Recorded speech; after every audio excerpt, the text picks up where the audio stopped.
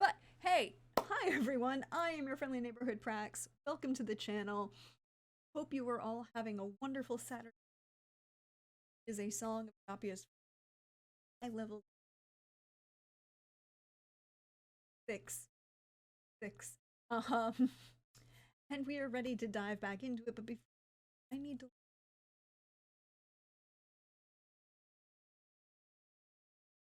who they're playing and what you know, character if their character is enjoying their. So why don't we start with Chris. Hey Chris, how are you? How's life going for you?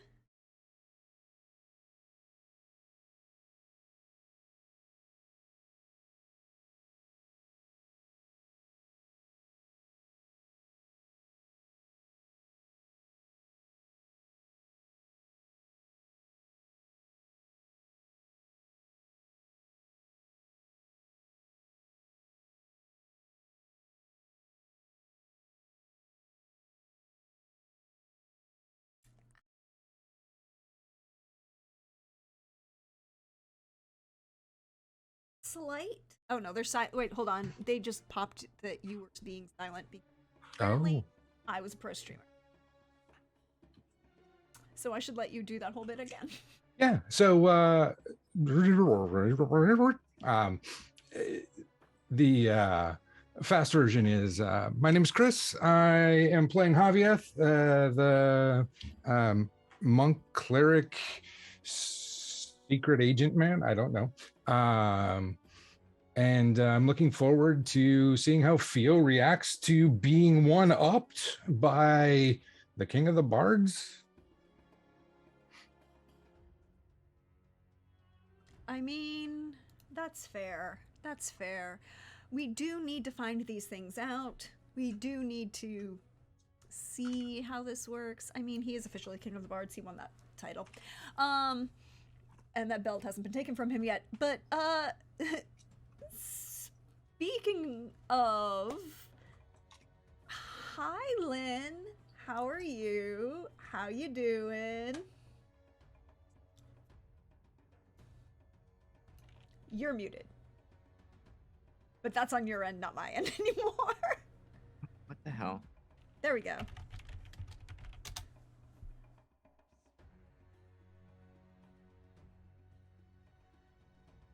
There we go. Yep, there we go. Ah, it got unplugged before. I think it must have just been. All right. Oh, hey, I'm Lynn. She, they, and tonight I am playing Fiorella Burlember. She, her, Glamour Bard, and yeah, you know what?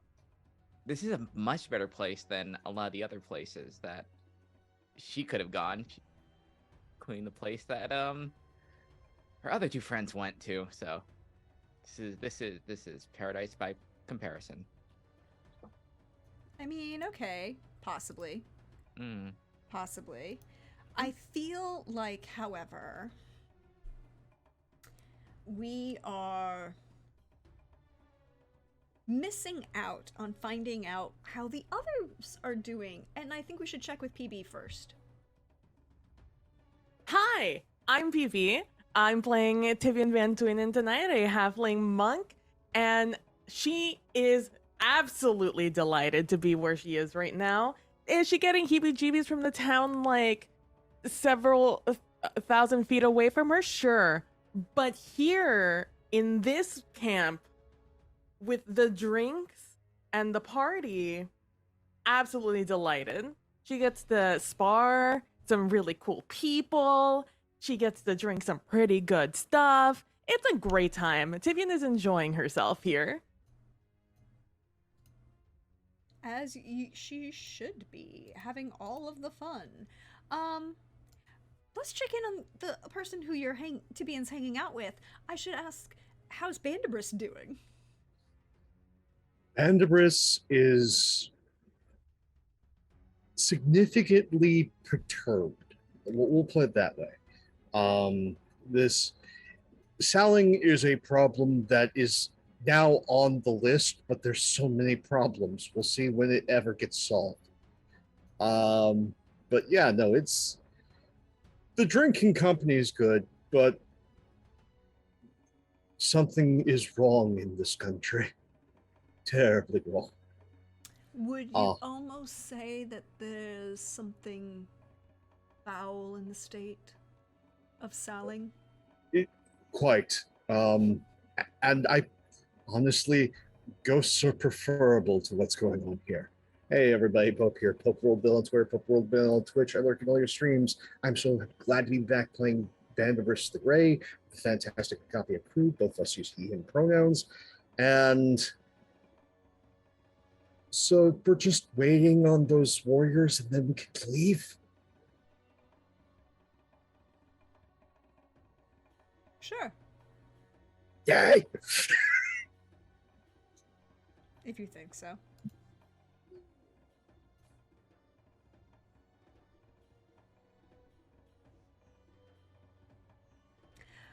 So, I guess the question is, where do we wish to start? Saling or Utakan? I'm sorry, with how things left off with that one-liner, I think Utakan demands attention. I'm sorry, we're not in Utakan, we're in Durakan. I need to keep my own territories straight. We need to go off with this can-can. Look, I'm sure I can find a recording of it somewhere.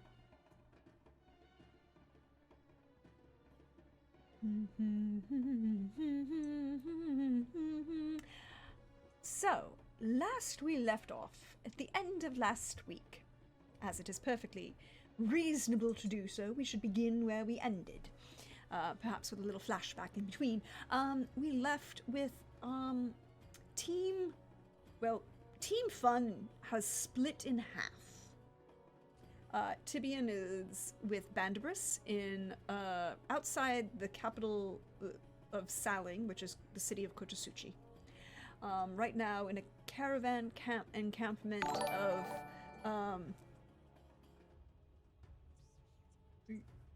I have. Oh, hello! Welcome in, raiders. Thank you for coming right on time. How are we all doing? Ooh. Yay! Thank you, Panda, for bringing your crew in. Thank you, bringing.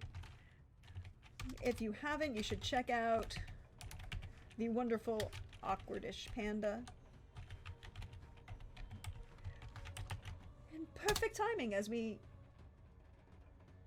I can't spell.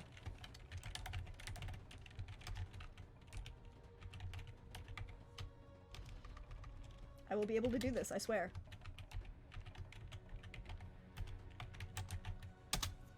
That works. Go ahead, lurk, eat. If you came in, joined us from that, from Panda and the rest of the Team Cypher Saturdays train, well, thank you for coming in. Welcome, join us. We are just getting started in our high-level D&D campaign, Song of Agapia's Fortune. We are doing a quick little recap for those of you who missed out last week.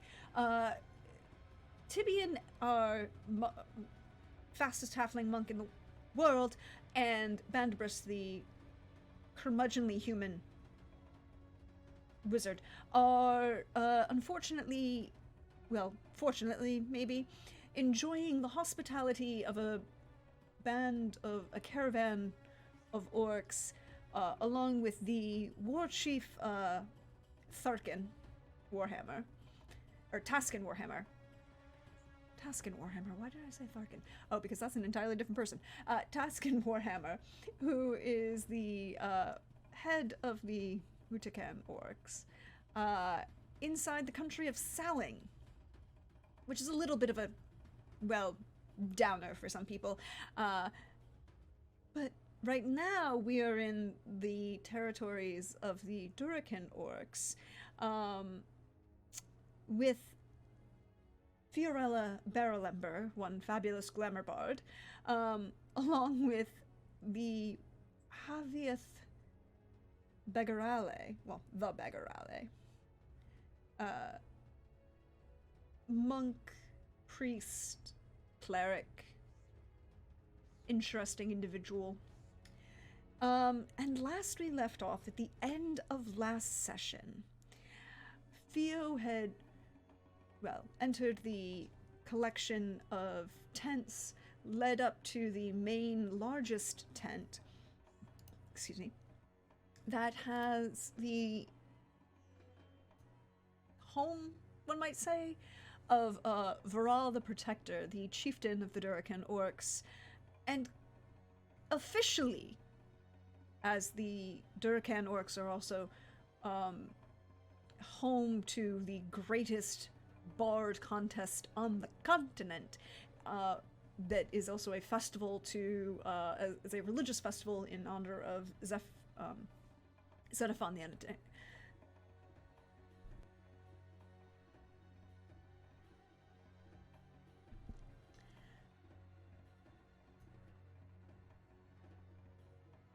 Zephon the Entertainer, and Viral is a slightly thinner orc, still very tall, distinguished and unique in the fact that he is the only member in memory since the Sundering 2,000 years ago, of when his species was technically became a genetic offshoot of the elven tribes and cities, who has married outside of their species, the wonderfully beautiful and interesting Amar Pajor, who is a half-elf herself. But Viral is officially into the current King of the Bards, as he did win the last Bard Fest. And I have to ask Theo, how do you feel about that? What were the last words that he said? Oh no, you know very well, Ayla, how close it was. I could see you sweating, and I know you with that smile that you thought you had, but I know for sure that you thought that I also had equal chance in that, and I know how much you pander to the crowd with that smile, with your songs. I have never met anyone so infuriating, so pompous. And she'll go up to him, and I've missed you so much, and she'll give him a hug. And he'll laugh, and like engulf you in this massive hug. And if you will allow him, he'll like do that thing where you kind of unfortunately tall people will do, where they'll like bend over, lift you up off the I think- ground. I think it was probably already there because I think in order to like look at him in like eye level, she had to like float like a couple inches, maybe a foot, probably. Like Yeah, I mean, he kind of did she's not.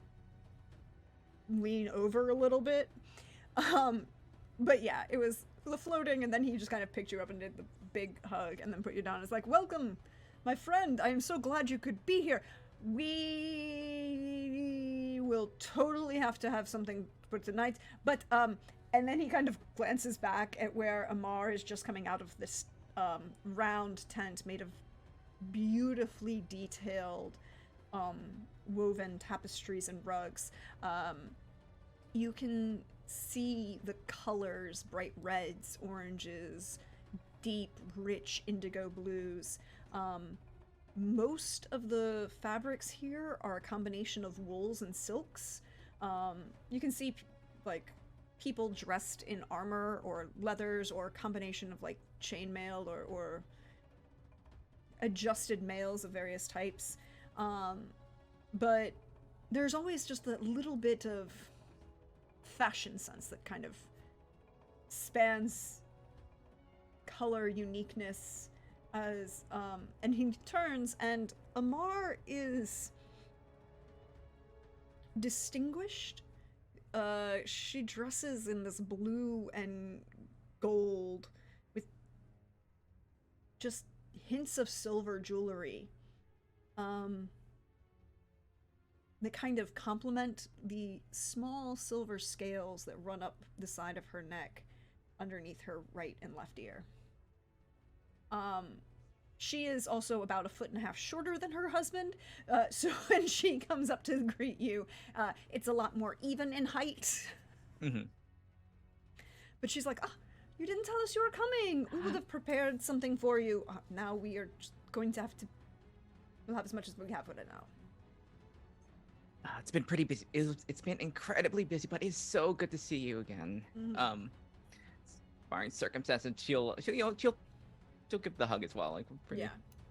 She'll give you a hug and start leading you, like, link an arm with you and start leading you, telling you, like, the current gossip that she's heard from, as Amar's family runs the major trade caravan from the city of Yaraba west along the escarpment to down the river to the Durkan territories.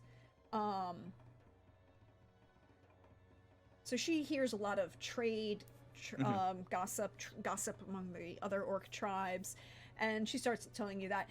And Javi, I'm sorry, she doesn't really pay attention. It's like, I think Theo will kind of just like, this No is worries.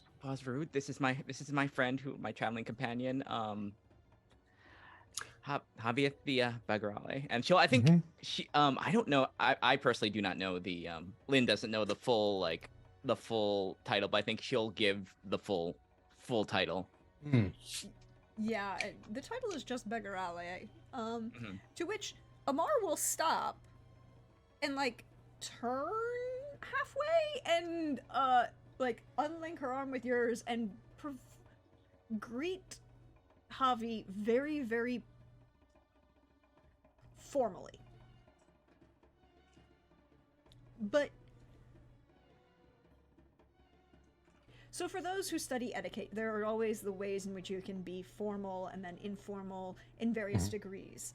Her formality is one of a head of state to another of slightly comparable rank, perhaps. She did grow up in Uraba, so she understands the importance of that particular title. Yeah, from what I gather, it's not quite like the Pope, but kind of in its status. Mhm. So it can be seen as on the level of a state ruler, but it's more a religious thing. A religious title, yes, and Yes. she is very polite. It's like, please, won't you come in? We will sit and drink and chat about why you've joined us. Oh, of course. Our pleasure. Come. Viral will gesture, like, offer you, like, do the friendly armor on the shoulder pat thing, and then kind of lead you in, Javi into the tent, along as Amar continues to guide Theo in. And once you're inside this tent, it actually is, it's this big, large, round tent, but there are actually like two like slightly smaller cordons off to both sides. They lead you off to the right. There's large, again, beautiful, intricately woven rugs with very complex detail. Some of them are geometric patterns, but some of them are very, very detailed, interwoven scenery-scapes with, plants and animals and all of these kind of things. There's some that are just very simply designed, but then are richly designed with like intricate script around the outside, and a pile of pillows that kind of surround this very low table. They lead the two of you in to sit, welcome.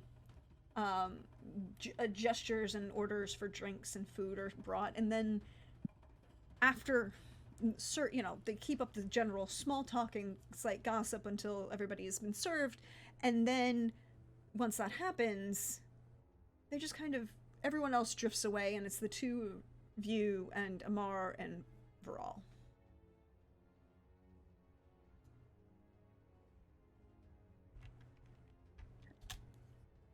Well, how go things down here? I haven't been here in a number of years, sadly. So I didn't get to see you at the coronation, but you know how that went. A mess. It's been fun, but when you sent a mere message to inform us of your wedding. Not a day or two ago. Will you be able to make it, first of all? Of course we're coming to your wedding. There might be a lot more of us than you expect, but we're coming to your wedding. Oh, I expected. I planned for it. There's gonna be wedding to always remember, I think. I know for a fact it's gonna be great. Been planning it since I was little, but that's not the reason. I do wish it was the reason we're here. The other reason we're here is there is some unsavory business happening on the border between Faroum and Novager. Some ill business about a lich. Also that we've come to a matter that this creature has also been responsible for what happened at the coronation, the business, the undead, all that. I don't like undead. I don't think who does. Not a fan. No, they are an abomination that must be purged. Yes. We also don't appreciate art, so that's a strike against them as well. I mean, did you... at that, like, Viral will turn to look at you, Theo, and be like, you took the time to ask them? They're undead. Well, you know how the singing and performing doesn't stop even during battle, and you know what? They aren't moved, so I assume that either they don't have taste or they just can't hear. I don't think there's any soul to touch either, so Right. So typically there's not a soul to touch. Yes.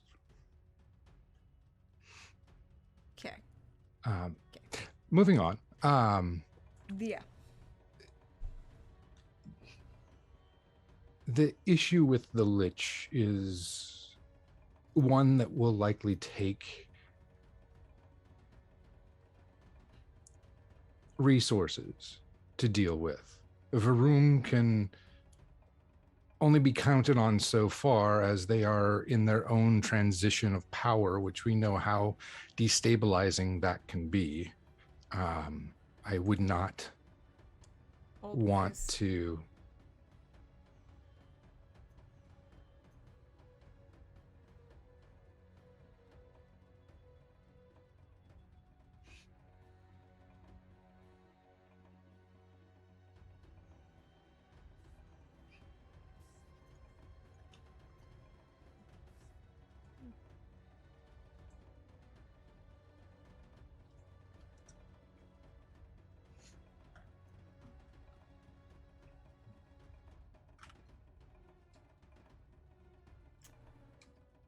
It appears that we are back. According Yes. to Twitch. Twitch, come on. Don't know why Twitch is being so twitchy on tonight, but I apologize. Don't worry, when the VOD goes up on YouTube, it will all be one very pretty thing. If you are still here, we would appreciate it. Just don't hit think refresh. It should be back up. I don't think it's gone down. I think everything. There. Yeah. Yeah. It will be one very solid thing. But no, it's an ongoing problem with Twitch on Saturday nights, apparently. Because I know it's not my connection, because I reset the whole thing. But you were saying that there was an ongoing Lich problem. Yes, there's I guess it's ongoing. Supposedly it was dealt with, but not ever dealt with. So the same forces that are behind the mess at the Varum Gala are likely involved with the hiding of the Lich's presence. We have an idea of where the phylactery is and know that this monstrosity has taken captive at least 2 or 3 powerful people among the realm. They must be stopped, and it's going to take resources. Since Varum is in transition, and we all know how countries in transition are less reliable, we are hoping to put together resources from all of the countries to work together as a form of accountability, so that it cannot be discreetly ignored as it once was.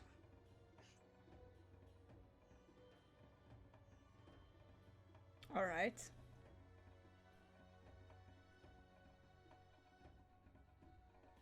I see what you are saying.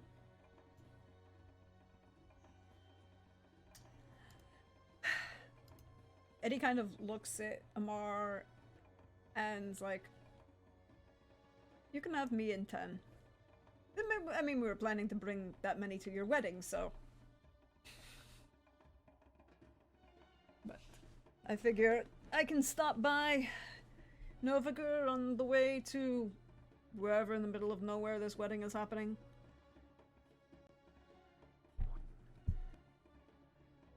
Of course. Oh, that would be more than. Thank you very much. And you know what? Be sure to keep you all safe, because I would hate for any of my wedding guests to be, killed in battle, such. Miss out on all the fun, of course. Yeah, that would be a downer. Oh, certainly. I mean, mean, are you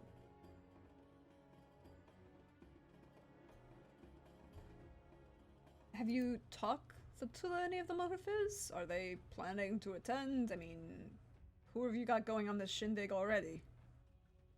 I sent out. You know, she'll she'll produce a list. She has like I think all of these people are on the list.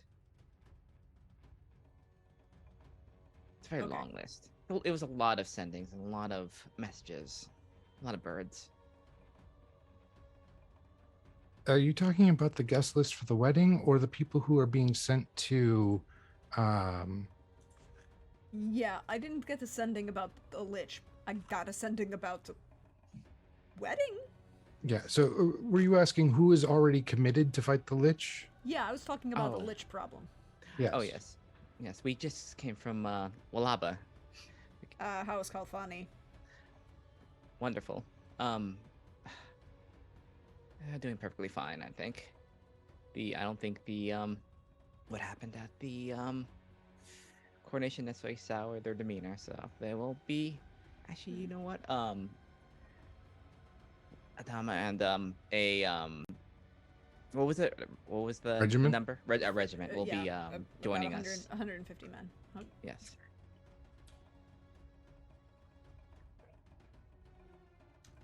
All right, so we are prepared. We are ready. But until then, dinner, drinking, and music? Of course. I would think things were strange if it wasn't otherwise. All right, then. Come! Let us drink, that we might spend our time in better pursuits. At least before we go deal with the lich problem. Of course. I mean, life is unpredictable, and enjoy it while you can. Is that Exactly. And as the partying begins in the tents of the Durakan orcs with Varal the Protector and Amar Pajor and Javi and Theo, we're gonna slide up to the north just a little bit, just the tiniest bit northeast to outside the city of Kotosuchi in Saling, where Bandabrus and Tibian have been making their afternoon quite pleasant. There was fighting, well, sparring, between a giant orc with a really big warhammer and a halfling monk.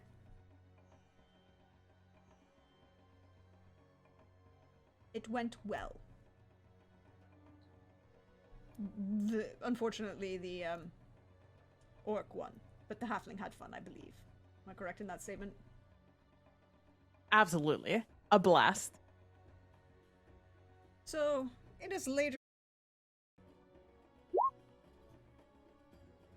19. 14. Okay, so we'll just go with your passives then. He gets to roll with advantage.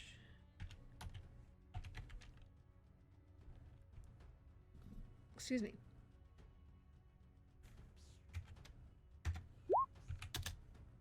For 21.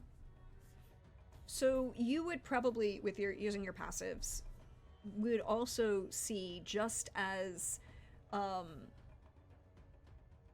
Taskin starts looking like slightly off. It's not so much the sight as the sound. You hear the wind begin to shift.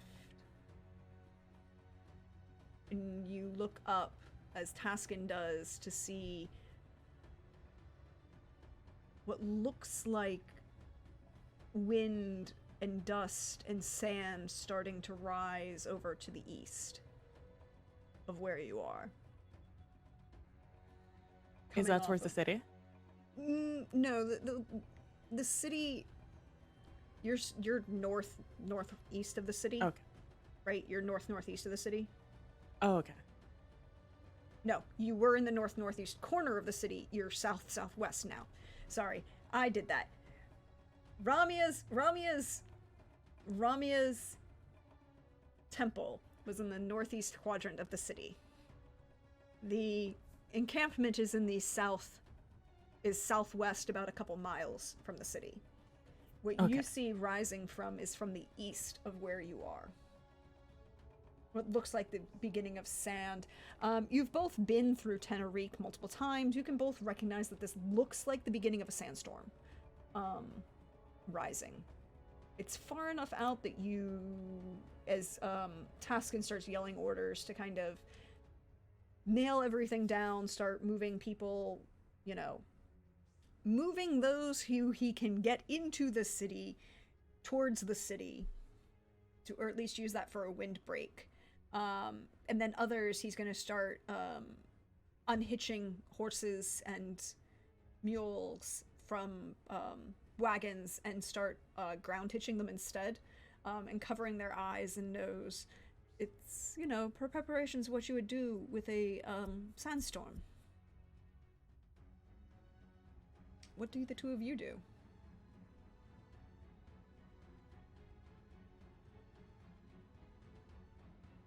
I assist with anything that like is lengthwise, any like order that is get over, start doing something on the far end of the camp or anything, close towards the city. Anything that would require, because obviously speed is a factor here. Mm-hmm. So anything Tibian can do to use that factor of her list of abilities, she will attempt to assist in any way she can. Mm-hmm.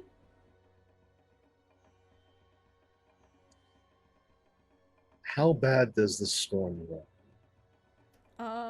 As it's getting closer, it looks really bad. It also, as you kind of can look over and see, you begin to realize that it's massive. Like, it's not a small storm area front that's moving towards you. As it gets closer, you're looking at multiple miles wide. You might have to do like a survival check or a nature check to tell me if Sure. you want to know exactly how big this thing is. Yeah, let's do a nature. Let's see how we do. More information is better. 24. With a 24, you can kind of do the math in your head as you're looking at this and kind of gauge it based on size. And you're looking at about 8 miles in diameter. How much time Across do the we front, have? excuse me, not diameter, but like across the front. How much time before it impacts? It's moving at speed and still a couple miles from you, but it's moving quickly. So Do we have 10 minutes? you might have 10 minutes. Oh, You might have close to 15 minutes. time for consequences. I'm not going to risk these people or their animals. Not when I have an answer. I know, look, I somewhat did the preparation for this already.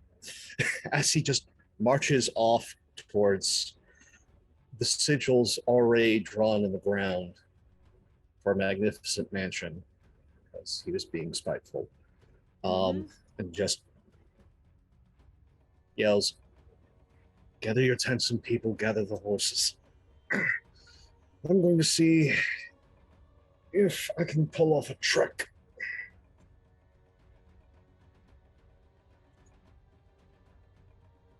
And we're going to cast Magnificent Mansion. Ramia is going to come up behind you and cast Bless on you, on Tibian, on Taskin, and herself, and one other. One of two more. She's going to get both. She's going to upcast it and cast it on both of the brothers that are here.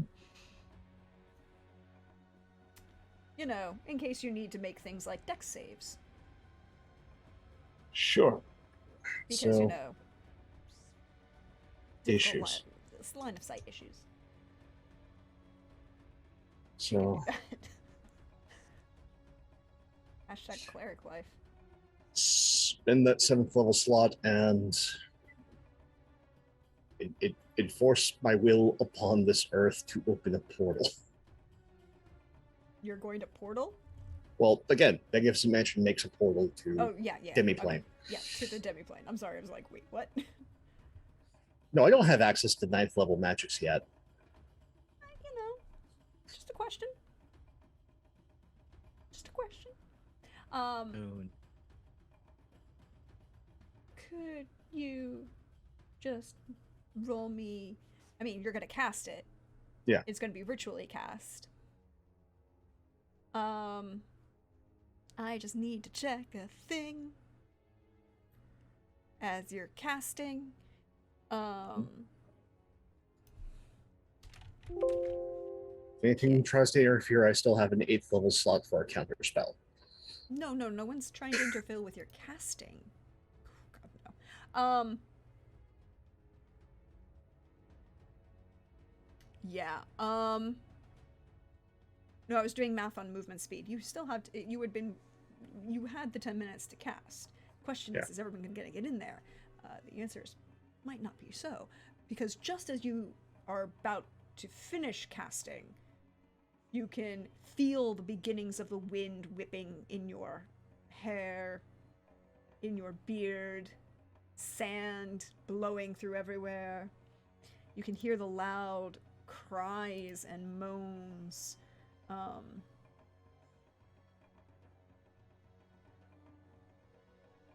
As it starts to kind of begin to cry.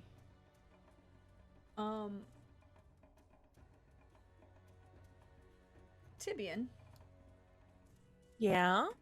I need you to make a dex save. Oh, okay. Hold on. But you are currently Is it- blessed. Is it something I can see? Well, I guess technically, yes. I mean, it's the storm, right? It's just the area of effect of the storm. So Okay. I guess you can see it, but, you know, large, massive wall of wind is approaching you, and you are a small person. And when I say wall of wind, I'm talking like Cat 4, Cat 5, hurricane level wall of wind. It's like Okay. a couple 150, 175 miles per hour. Also, we're going to need Bandibris to make a dex save to keep his hat on. Yes. No. 18. You don't pay good money for that hat. Don't lose it. You do have Bless up, by the way. Ramia did Oh. have. It's a D4. It's a D4. Okay. 21. 21. Good, you needed a 20. You're fine. 23. Also fine. You can like grab onto your hat just before you feel it blow off your head. What about?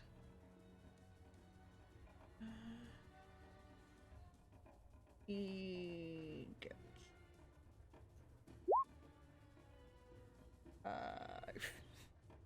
No, he's gonna re-roll that. Oh my god. That didn't work. Goodbye. This is not gonna work. Well, this is gonna suck. Wait, hold Oh, on. no. Wait, I think I have a thing. What do I have? To manage movement. He used his Indomitable and still failed. That's hilarious. I am. Sometimes roll 20 just is out for you. Sometimes you're just too big and it's like you act like you catch all the wind. Just too buff. Too buff. What does aid mean? Aid, it means a help action. Can they Help use a action. help action to give them a blessing to reroll? Since we always I- forget to use chats. To use chat, I could do. I have the ability. I have that. I have in among the rigging. Additionally, you may spend 1 key point to immediately aid a friendly creature you can see within 15 feet of me who failed a dex saving throw. So I would Dang. like to help Grab. achieve a target. That Tibian seems is awfully just awesome. specific and for this particular moment. I would love to like have this big guy just being The like 8 held foot down tall. with like yeah. Yeah. 8 foot tall, fully armored. Yeah. Ooh. Okay, so now he might succeed. Come on. Come on. Oh, No, Oh, no, no, he that's needed a right. 20. He needed a 20. He needed a 20. He's good. The question Just though rooted him is down. if the brothers, whoops, can survive and keep this up. And oh, it's the same rolls. I should just. I'm just gonna use. It'll say tasking, but it'll be 1, Mhm. 2. Oh. Okay, so Oh no. one brother is gonna use that bless.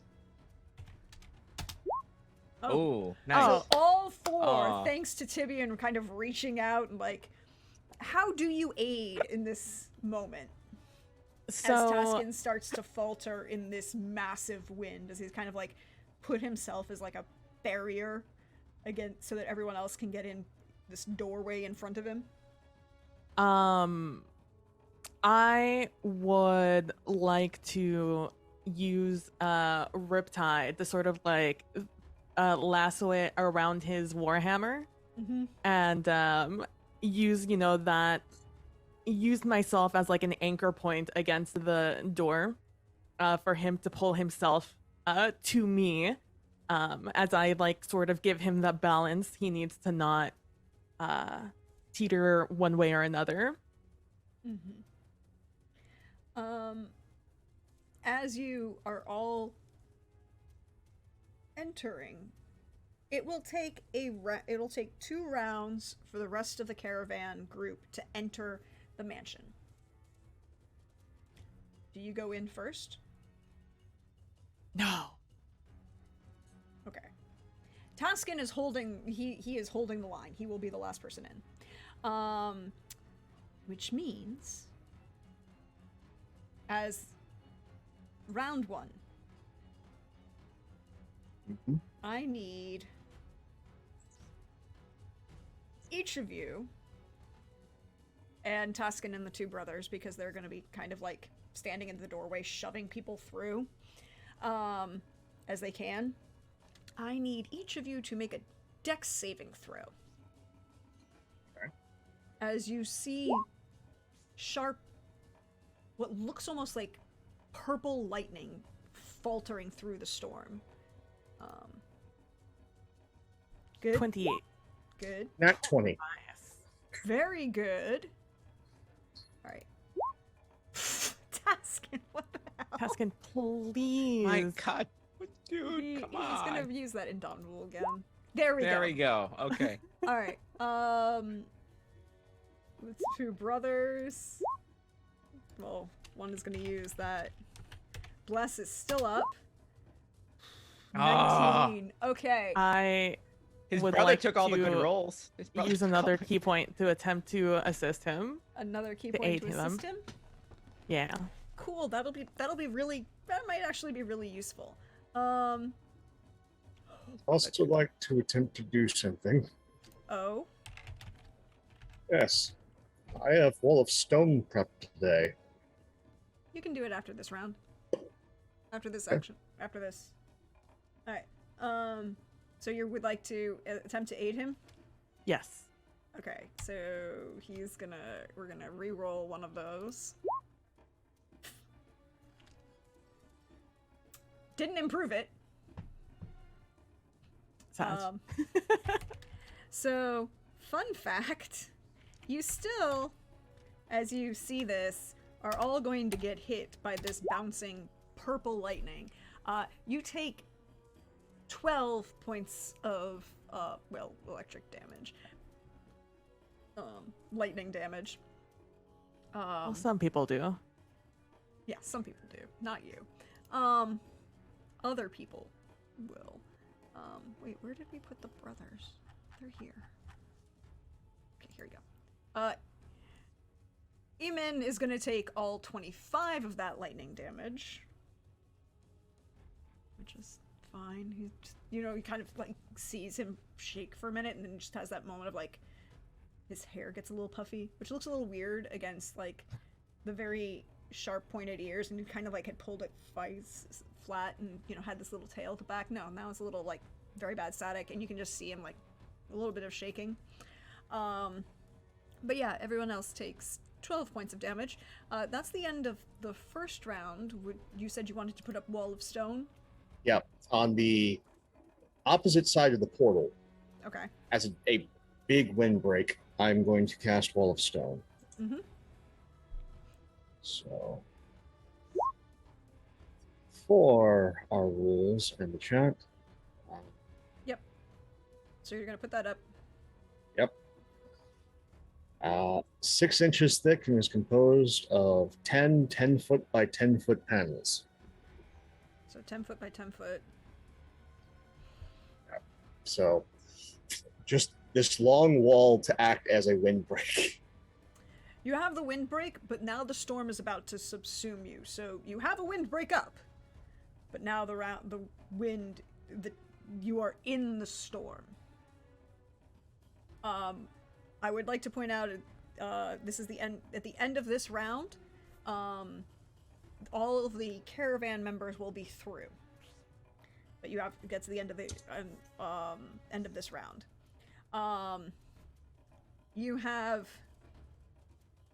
You are now also in not blinded, but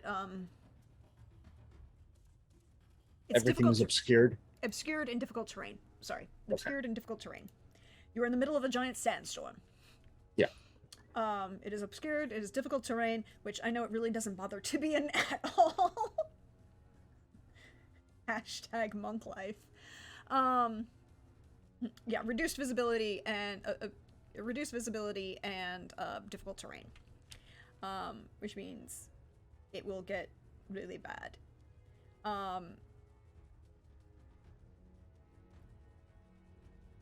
It will take you.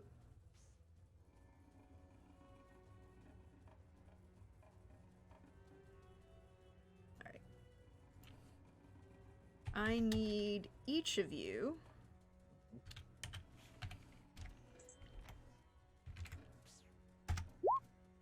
Does a 26 hit you guys? Just barely. It's going to still hit me, but Mhm. there's 2 things that I can do. Step 1, Gift of the Metallic Dragons, popping wings.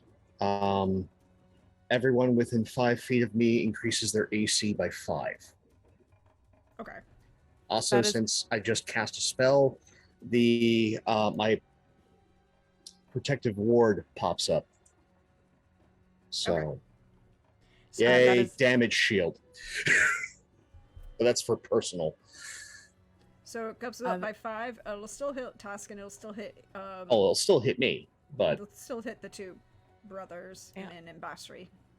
It is no longer a facetious, it only just hits me. It does, in fact, only just hit. Okay, so it'll hit everybody. Look, you are now in the storm has now subsumed you. You are now being buffeted by the amount of force in this wind.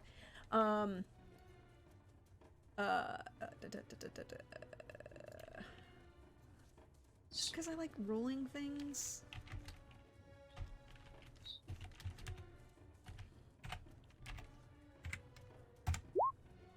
It's 29 points of damage to everybody.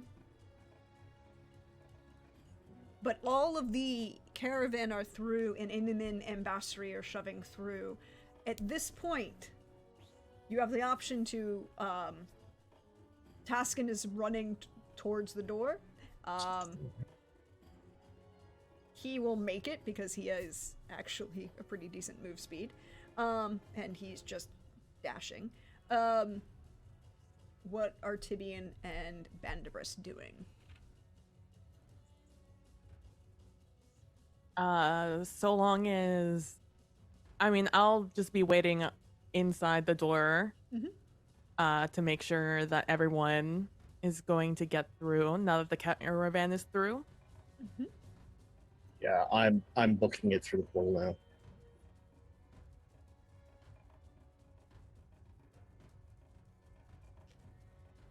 Just sitting there waiting to help anyone who needs it, running through. Oh, wait. You put a wall up. I need... On the opposite side. I know, you put the wall up. I just realized something. So you put a wall up. Thanks, by the way. I need everybody who's right inside the door to be in Taskin. Eamon, I think, or Bandibus, did you go in before or after them? Before.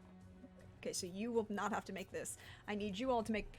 I need Tibian and then our friendly neighborhood orcs to make a save because I just realized something.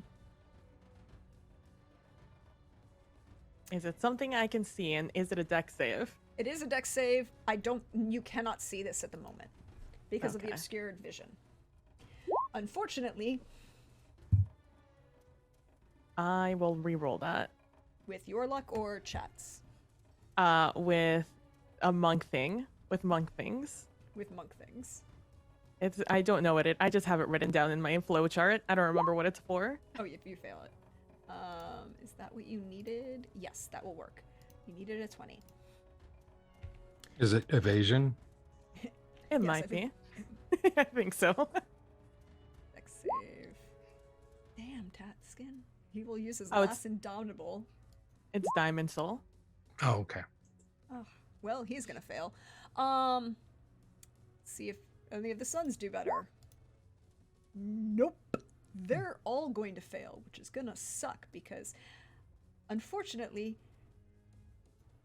it's a stone wall, and this storm does double damage against structures. So it shattered the stone wall, and now we have giant pieces of rock in a sandstorm swirling around. So they're going to take the damage as they just basically kind of almost shove Tibian in, basically, in the three large. And it's not intentional, but more along the lines of just they are that much bigger and I get it. moving. So To be fair, They're- I could choose to just move out of the way. They're bigger than me. this is true. You kind of like see them coming and move out of the way. Oof. That they are still good though. They are still good though, being giant sacks of hit points and fighters that they are. As they kind of come in and just force the door shut, and you can hear the last little ting as a rock pings off of the back of. Well, it's a mystical pull. Once you're through, there is no Yeah, off of the back of Taskin's armor as he's pulling it. armor. Okay. And so he comes in and he just closes it. They look a little ragged. Not too badly hurt, but a little ragged. Except for Eamon, who, is still got sparks coming off of his hair. Not a fan of the storms.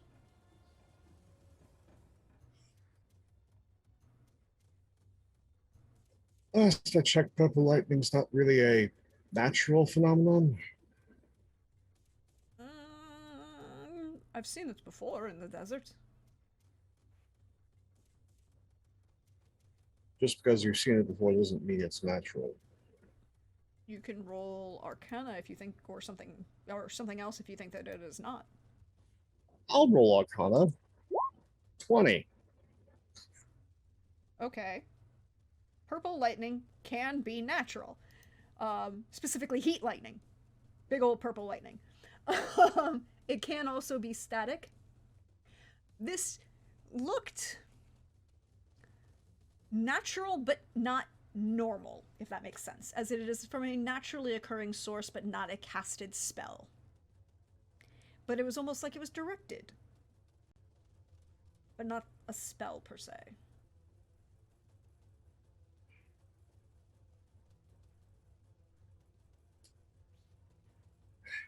And enjoy the fruits of this place. Rest. We've got at least 24 hours of it. Thank you. We'll deal with the consequences of whatever protections, guardianship, curses Selling has against arcane magic. Can I do Mhm. a religion check? Yep. Just, who knows? That's on par. That's fine. Actually, I have you a thought, and then it goes away. but you have advantage on religion checks while you're in Saling. because you did a thing. Oh. All right, and I'll roll again. Because I made a note. Six, Nope. still a 6. Me and religion, we're just like 2 different planes right now. Yeah, yeah. You know, technically I'm inside, a different dimension. So Yeah. like we're not in sync right now. I'm hearing dial of sounds. It's the storm is causing connection issues. You know. I'm going through a tunnel right now. I'll catch you on the other side. Religion checks. If you want, either of you can make a nature check, however. Sure. Okay. Gladly. 17. 6. Yeah. With a 17,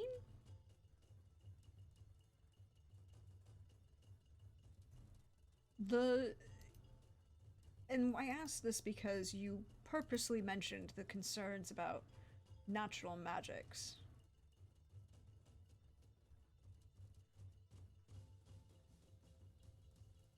The storm itself seemed to be natural, but also, perhaps one might say,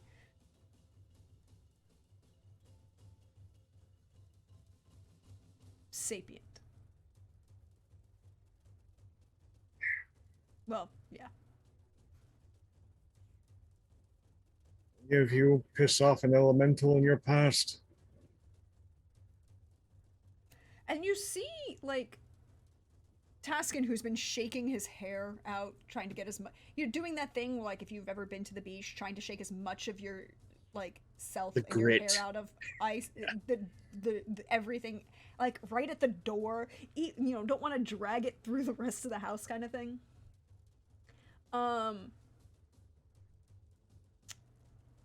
Hadn't thought so. Not to my knowledge, anyways. Say intelligence to that thing outside.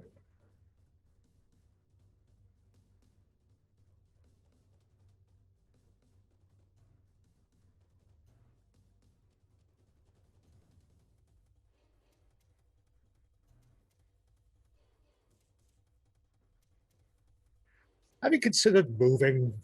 I think this entire nation just needs to. No one needs to be here. I don't stay here very long. I live in my own territories. Why would I want to stay here? She's crazy. Yes, but something tells me when we go back out, that city will have been not struck. Perhaps. Anyways, so there's food. Oh yes, there's foods, entertainments. This place is not small. Can I get a bath? Oh yes. Do you want steam with it or just standard? I think I want steam. All right. Second chamber then. Thank you. And then he kind of reaches down and gives a hand to Tibby, and I was like, you did very well. Thank you for your assistance earlier. You're welcome. It was the least I could do.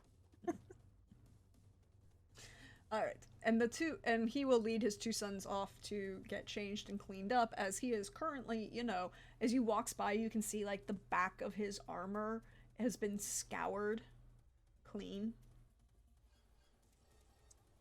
I go up to Bandavus and I kind of yank on his robe a little bit. And I'm like, Bandavus, Yes. can you do the thing? The poof, everything Let's goes go away. change or clean up. Thank you. Welcome. Hashtag there's prestidigitation for that. Ultimately useful spell is ultimately useful. Always is. But I think this is the point we should leave. Well, actually, no. Bandiverse had a question he wanted an answer to. I'm just say intelligence. Like what sort of creature aside from an elemental is possibly a fit? You're. If are you asking me as the GM question? Yes. Like what should I roll, or have I encountered No, anything? you. Based on your previous rolls, yes. There's really nothing short of an elemental, and probably a massive one.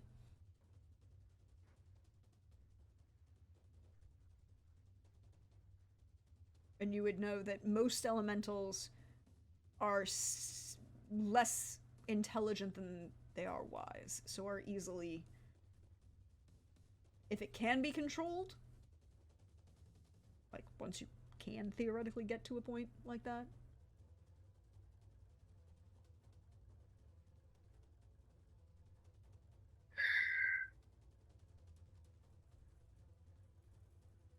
But it'd be really freaking difficult. Also, Yes, this was literally 8 miles wide. but we dealt with the sorceress once that had incredibly powerful magics. I wouldn't put it past her, who's someone who could dominate, perform that level of magic on some poor noble to try and enslave as many things as she could. Well, she's not the only one that can cast like that.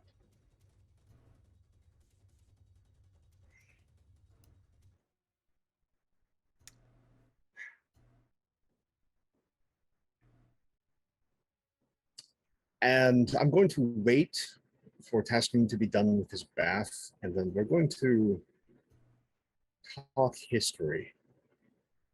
We'll come back to that moment. He's 8 feet tall, and there's a lot of sand. There's Also, just so much surface area. also, lots of small shrapnel.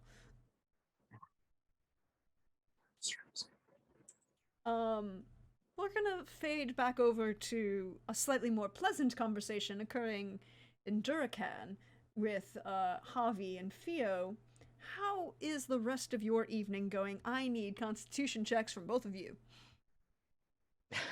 Side note: Javi does not actually drink alcohol, so Okay, so he is not drinking, so he doesn't have to worry about the. Are you There's attempting to make it look like you are, or are you just oh not? no, he would ask for tea, Oh, he would ask for tea. That's and so he'd socialize, but he would drink tea instead. Okay, then that's fine.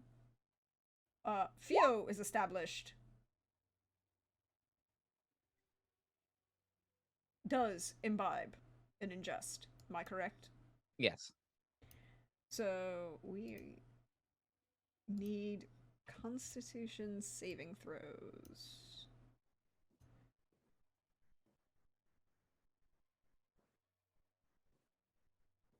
Oh, wow. I was not rolling the right thing. Good to know.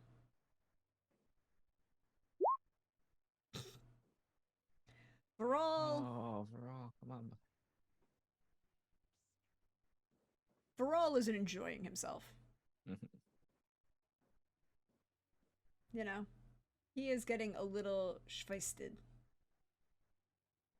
You are pretty okay. You know what? I want to be that way too. Let's just get old friends.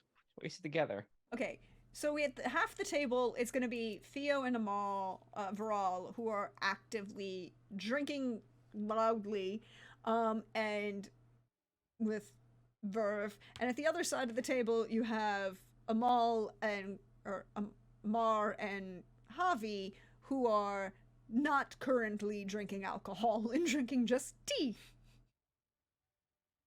And kind of looking on in perhaps, after the first after dinner is finished and you are actually just in the drinking and socializing point, maybe it's about 3 minutes before Varal starts singing. Um, and playing. So the atmosphere is very convivial, lots of fun.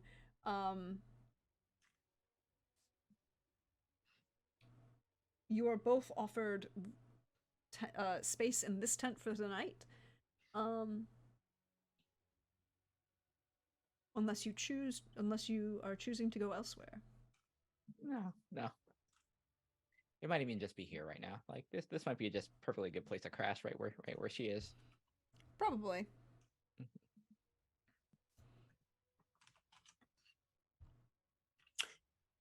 Uh, Javi will go wherever he's directed to go. We'll have made small talk about Yaraba with I'm forgetting her name all of a sudden. Amar. Not probing in any way, shape, or form, but definitely talking about, when was she last there, and what kind of, or how does the cuisine compare? What are some of the dishes here that he should try, like that kind of thing. Yeah, it's she's very convivial, gossip, chatting, talking about, they just came back. Well, the caravan just came back. It was very pleasant. The weather's been good. Very, very kind of cordial. And she'll go on for like a couple, maybe an hour and a half by this point, because Viral is playing. But once it reaches a certain point, she's just like, I'm going to bed. You guys can keep drinking and playing music and just stay up. And she will. It's like one up. There's like they'll take their turns. It's like this is like. Yeah, I think it's one of those. She's been around the two of you like this before, and she's just like, and now it is 10:30, and they'll be going till 2:00 in the morning. So I'm gonna bounce. It's fine. And she will offer Javi a small corner off of the main tent portion of the tent. It's kind of like guest quarters, sort of. Okay. But it is a tent, and with your passive perception, you can see that it is there should be more noise that you hear than you do. Oh, okay. So there's magics of sorts that create an element of privacy. Yes. That's super awesome. Excellent. So Javi will bed down for the night, and yeah, that's about it. Pretty simple. So we'll leave the convivial drinking music party and check back in with our fine folks in a mansion. Oh, can I add something? Yes, go. Sad hours. It's sad hours, I think. It's sad hours. It is. We have sung our songs, and now like we are sad. Am I making a mistake? I figured you. No, you'll be fine. You'll be. No. It'll be great. We'll have a party, and it'll be fine. You are not the party. I mean the ruling. I don't know if this is right. I mean, Nusair, Nusair, his heart is in it. He wants thrill. I just want to do what I'm doing, and I'm not sure if this whole look. I've said before that your thing with Nusair was never going to be a long-term thing. No, I like the arrangement as it is. It's convenient. It's clean. I don't have to worry about the bureaucracy. Now I'm just walking into it. I don't know. Well, you're going to have to try and deal with something, my friend. You picked him. You could have said no. You've said no to many others before. I watch. I mean, this is. I'll be honest. This is a little between us. It's a political thing. I mean, what has got you doing a political thing? It's the end of the world stuff. You know how it is. No, I never got married for end of the world stuff. I got married because I liked my wife. I know. She's Yes, I know. pretty. Yes, and a. Let's be honest. A patience of a god. I'll be honest, but I don't. So why do you It's have to get married if it's the end of the world? You're like, you it's a know, show. It's a big show. oh, It's a big show, but with real responsibilities. Apparently, it what didn't quite dawn happens when on you me put the until the show on too paperwork. well? Look, it'll be a great event, and you could get divorced afterwards. Unless you don't want to get divorced afterwards. I I mean, the arrangement we have right now is great. I mean, it's. I'm not looking to. I have what I want. I'm not too sure. I just don't want. I just want to be able to perform. I just want to be able to do what I'm doing, and I just don't want to get. How do you do it? Run this place I work and have. hard. My wife is divine. And I take time to do me things. But I look around and see that I am doing better by because people are doing better.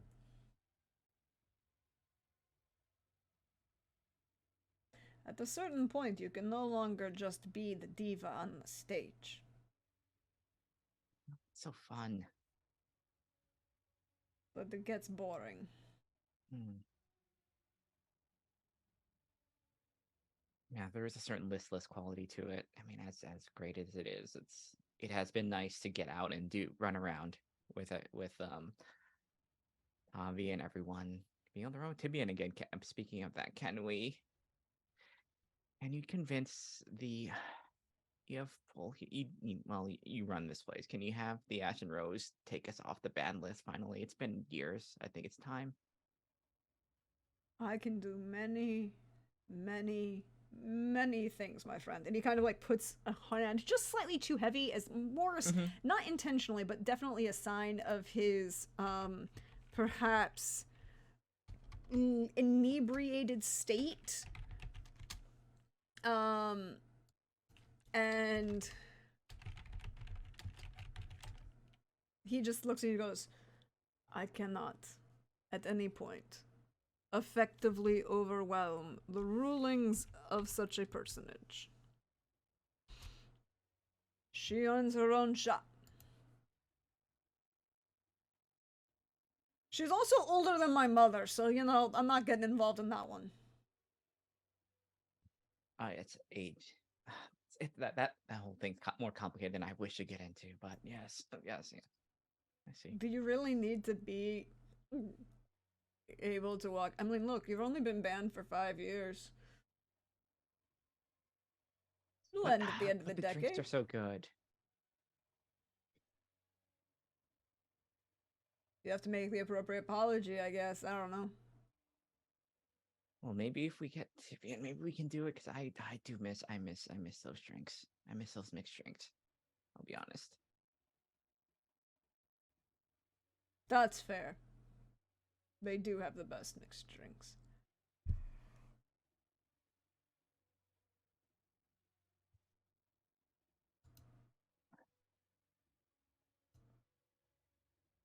How many of me do you see? She'll cast mirror images, so like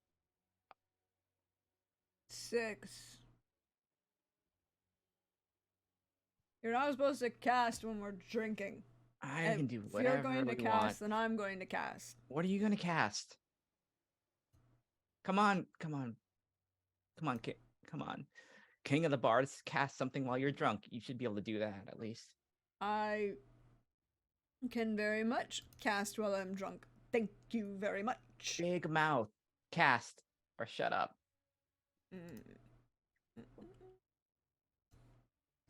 Fine. You want to see something? Yeah. Wow, me, O King of the Bards, show me what you have. So we disappear for like a good month. Yeah, this is gonna be really awkward because I'm looking at his spell list right now. Oh, that's what he's gonna do. Oh boy.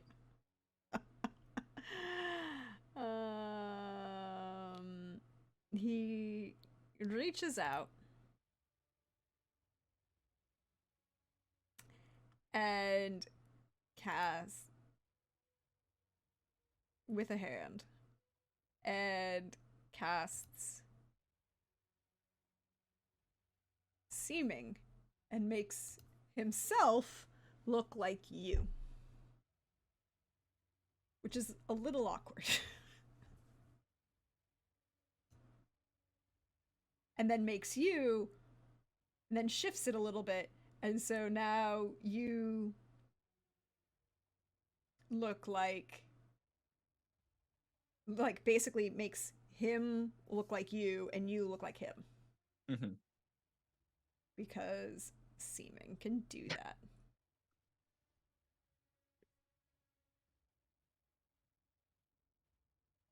He's going to promptly then smile,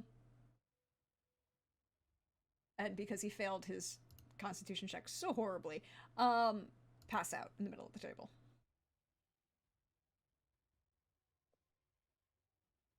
Well, Still Kenny- looking like you. Yes. Well, can't even boast. This is Because it will last 8 hours.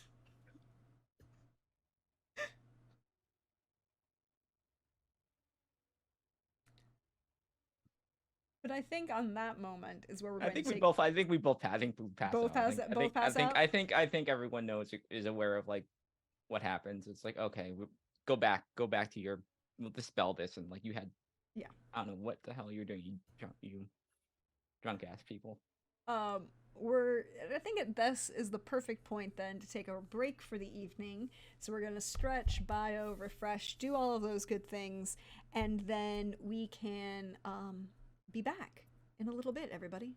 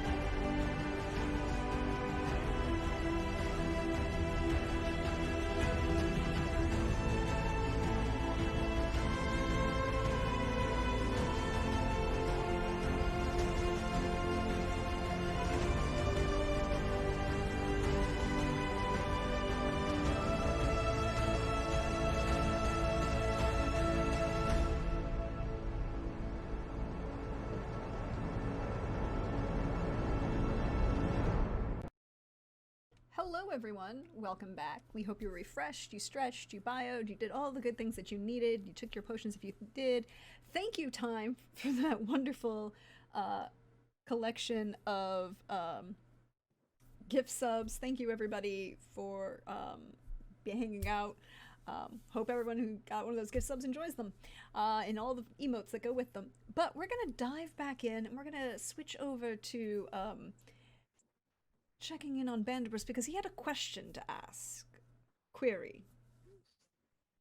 So once Taskin has had his bath,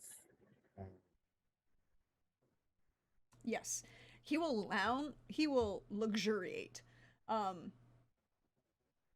Nomadic peoples, currently in a slightly desert, leading into grasslands territory. Unlimited hot water? Yeah. He's gonna be a while. Like an hour and a half. The prune stage has come and gone, and finally he, it's like his beard is well oiled, he's kind of like shiny. His lotion, he found all of the lotions, which he's taken great pleasure in.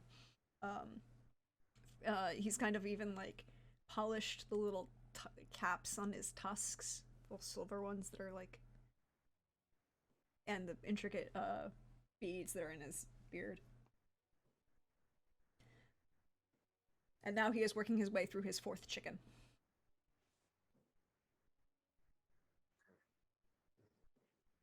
excuse me. Please, you are the host, of course. Please. Can I get you another chicken leg? This one.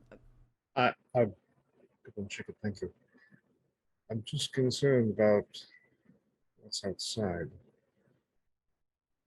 It's out there, and we're in here. Hopefully, they'll be gone. The storm will blow through. It'll be fine. It's a thing. I'm certain that there's an intelligence tied to it. Like somebody made the storm? Oh, like the storm itself is intelligent, and someone's made a friend of it. Or dominated it. Elementals. Yes. Have you ever pissed one off? No. Have you pissed off someone who could possibly be friends with one? Define could be friends with. Let's be honest, I piss off a lot of people. Yes, but if any of them are of the druidic persuasion. No, usually not. Um,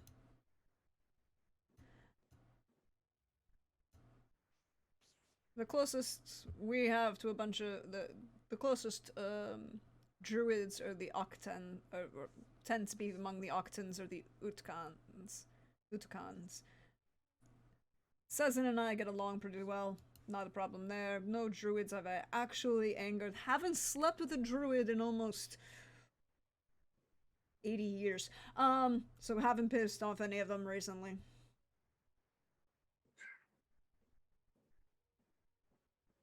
I mean, the last person I angered, well, you know who she is.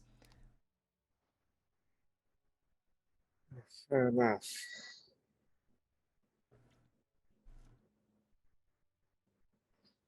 Can she do this? No, her magics. There is those with ties to the divine that could theory possibly bind an elemental to them with enough time. And certainly being the head of a nation allows you the materials could be done. And wouldn't violate no arcane magic's rule. Of course, there's ways to bargain with entities such as elementals. She could very well have done that. The thing is, why would she seek this level of vengeance upon you for just a small spat? I don't think she.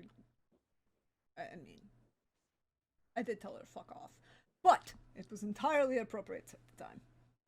Yes, well, again, I've had regular shouting matches with the head of the Arcane College, and we're still not trying to kill one another.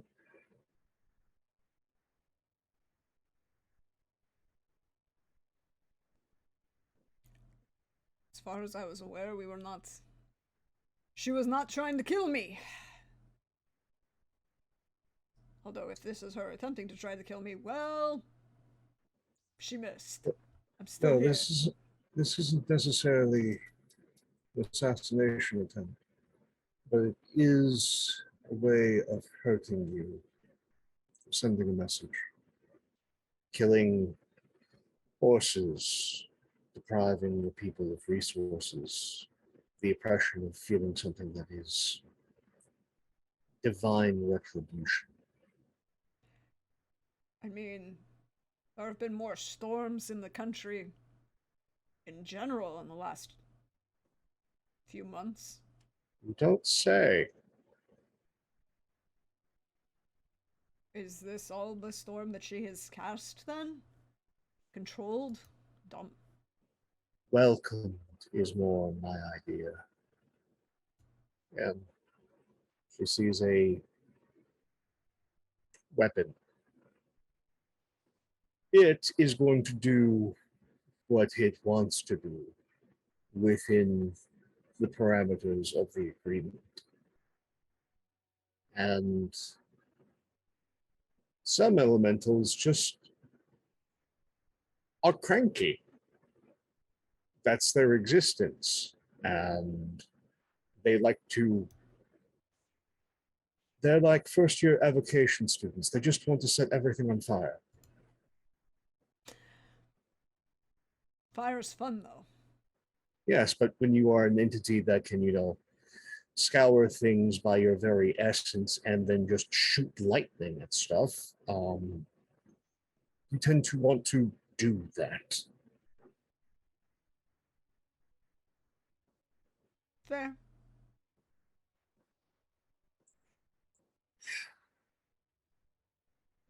Maybe need to deal with this lich problem so we can get certain people freed. I need Darius's help with this because my only solution right now with what I have at my hands is either run from it or have the worst lightning versus magic contest, possibly in history.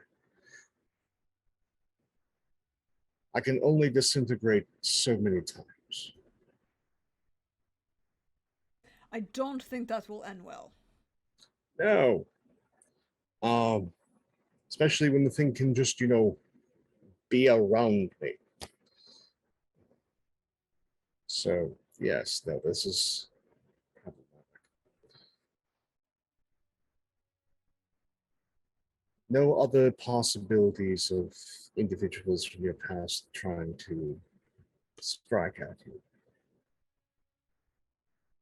Not with magic. They're all dead or very happy. Okay. So it was just a ladyship. Look, she's gone weird in the worst way. When did that stop?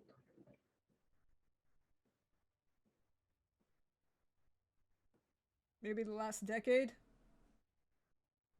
She was always a little Touch. flighty, anxious, wanting everything to be perfect.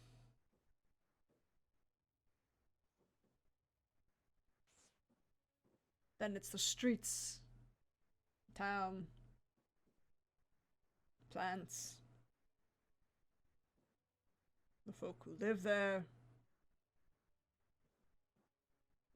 I haven't been back inside the walls of Kotosuchi since I stormed out.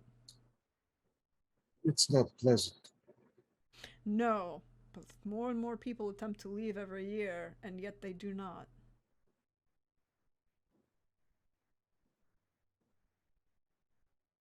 She's holding her own people prisoner.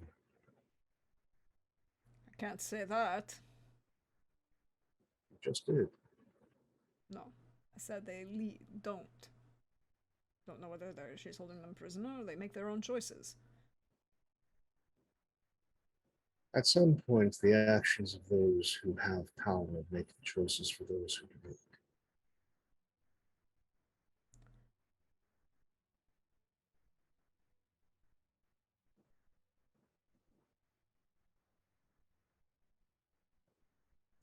I couldn't say.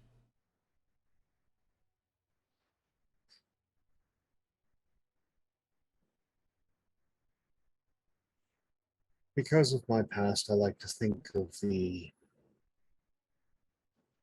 darker forces are always at play. But I have a serious, terrible suspicion that when it comes to this woman, it is just simple obsession. There is not an easy fix for that.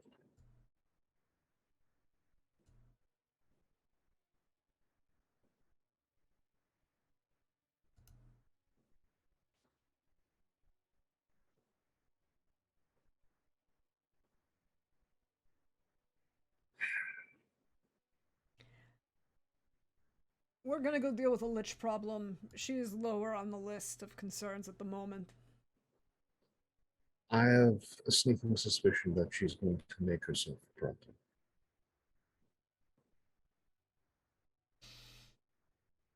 Is this a stab it aggressively problem or a lock it up and forget the key problem? Ideally, it would be a try and get them help sort of problem. But if she is too far gone, maybe I'll lock them up and hopefully get them help. Death is not something I necessarily wish. Sometimes it is expedient, however. Yes, but expediency is the easy way out. It robs the world of experience, of learning. It is in itself an evil. We'll agree to disagree, my friend. Last friend takes all in their time. True, You do not need to expedite it. but sometimes you act as the hand of the last friend and send one on their time.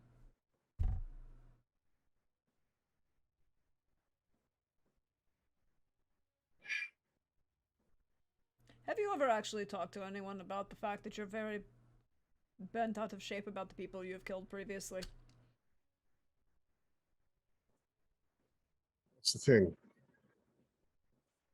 I've never killed a person. Hmm.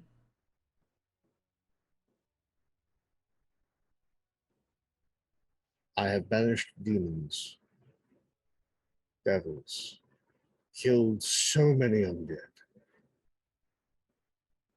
I haven't killed a person.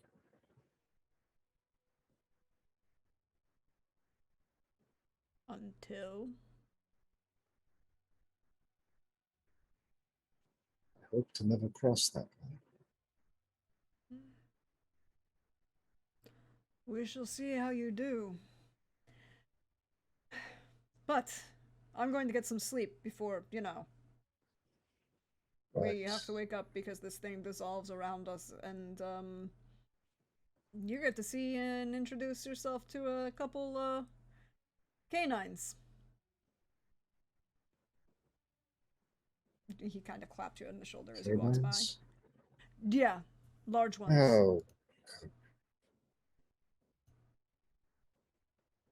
Well, guess we need to start making some jerky. I don't usually get distracted from that. Thing is, I have druid friends, and I know what dogs like. I didn't Now say I need dogs. use of hounds. No, I said canines. Big canines. Mm-hmm. Every canine is just like every feline. Yes, but sometimes most Elusa don't really care for jerky if there's a nice shiny wizard nearby. There is weakness to most things that are canine. It is meat and carrot, and usually just the right amount of salt. Mm. Good luck. Thank you. And he will walk out and go and find some place to As sleep. as uh Tarkin starts to walk off, I end my conversation that I'm having with Ramia, Mhm. and I'll scurry over towards where Taskin is, or where he's walking. I'll walk with him, Yep. and I will say, thank you again for that sparring match.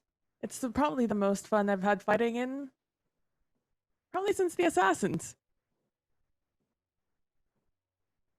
Glad! It was a lot of fun too. We should do it again. Absolutely. I was thinking we could talk more about it. Sure, what do you need? Um, I just, wanted to have a little bit more of a conversation about your technique.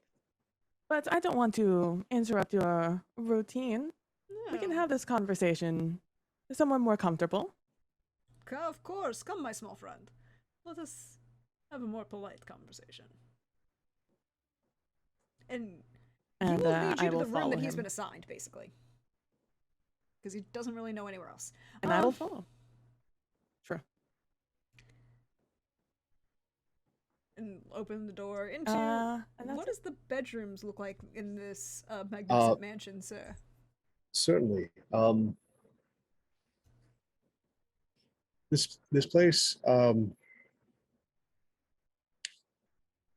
is very, I want to say, Germanic style castle. So the walls in the rooms have like a white stucco on them. Lots of natural exposed wood, good floors. And every bedroom has a hearth with like a small kettle, things to put near the fire, and then large, obnoxious four-poster canopy beds. Perfect. So, my friend, and he'll kind of gesture, as he sits on the bed and just kind of like leans forward, one arm like resting on his hip and the other, resting on his knee, making himself not smaller in the sense of diminishing himself or trying to play pacify you in any way, but just be like, let me bring myself to your level of as a more equalizer and less patronizing kind of manner.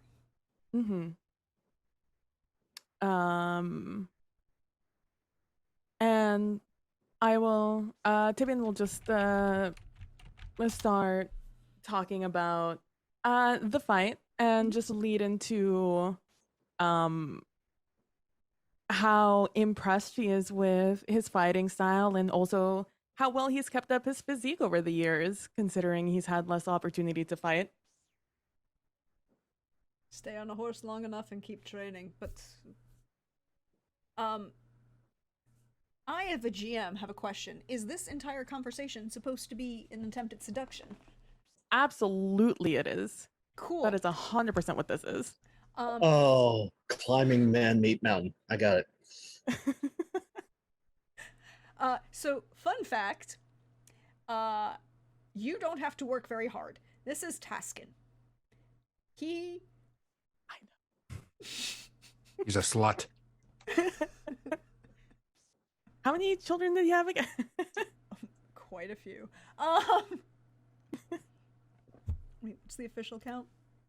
I'm sorry, I'm looking at the setting Bible. What is the official count for Taskin Warhammer? Can't remember. He has a number of acknowledged children.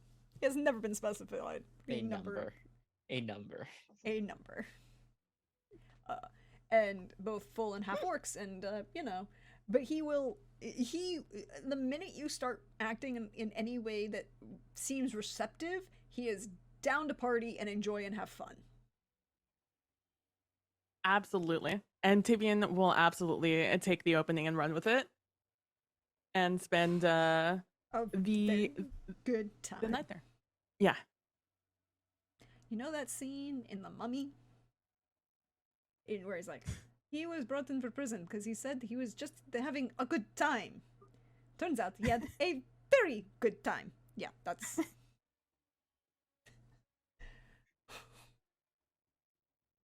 Look, I'm not going to ask you to roll anything in this. You can roll Constitution if you want. Oh, no. I'm sure we both you have a understand our limits at this point. Oh, yeah. I mean, also. So you'll have a very pleasant evening. I have to ask Bandibris, however. Yes? Are the walls of your mansion soundproofed? There is significant sound dampening. Also, there is some fireproofing. There.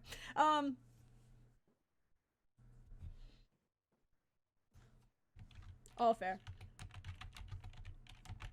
Yeah, there's we do not have thin walls in here. Nope. So we're gonna leave We'll just that, crash through him. and we're going to advance the clock to the next morning for everybody involved on both countries that we are separated by.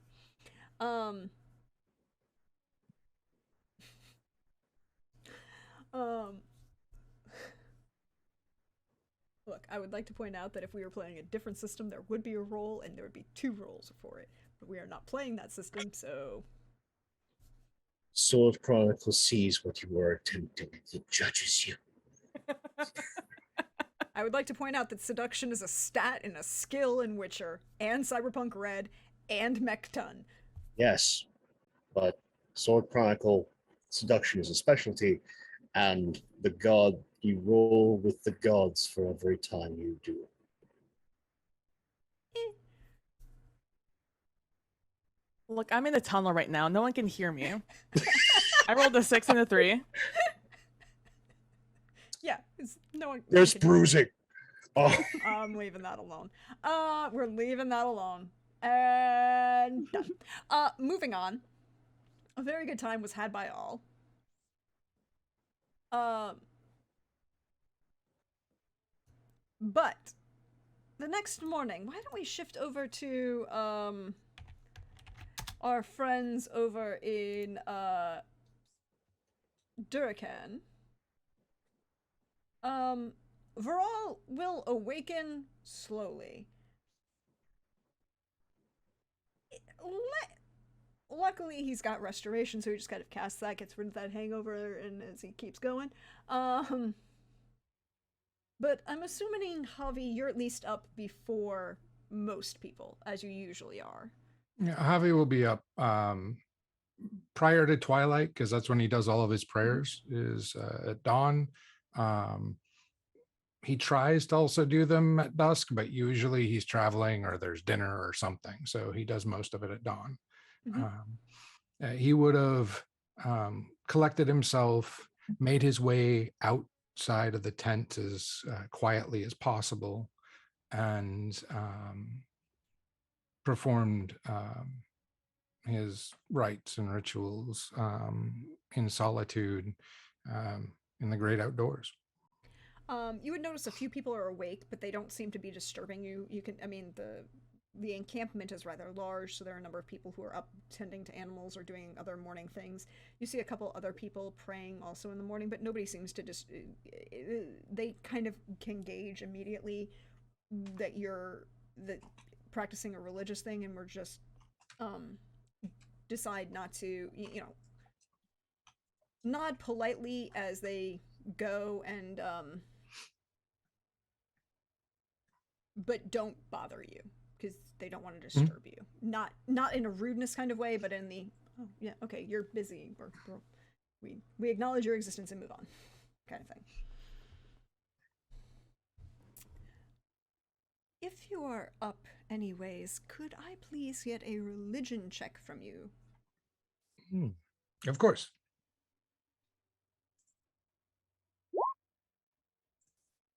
With a 12. Thank you very much.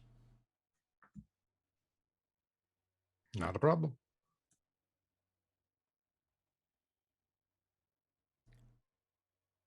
But after you've prayed and set yourself up, it's going to be another hour before breakfast is up. Is there anything you're doing this morning?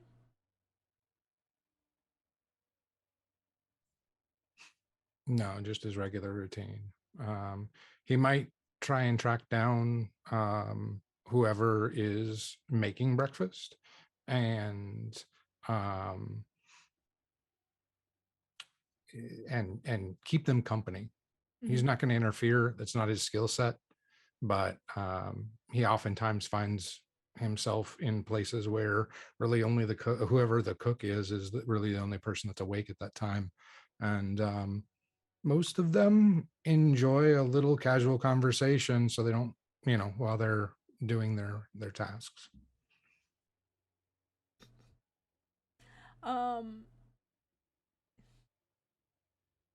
The cooks are up, and you can kind of see that's like an open, like 3 sides open,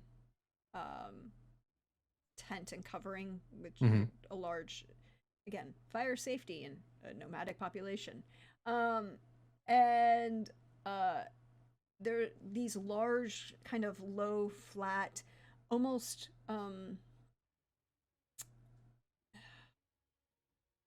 almost like what we would say would be a paella dish, maybe a little bit deeper.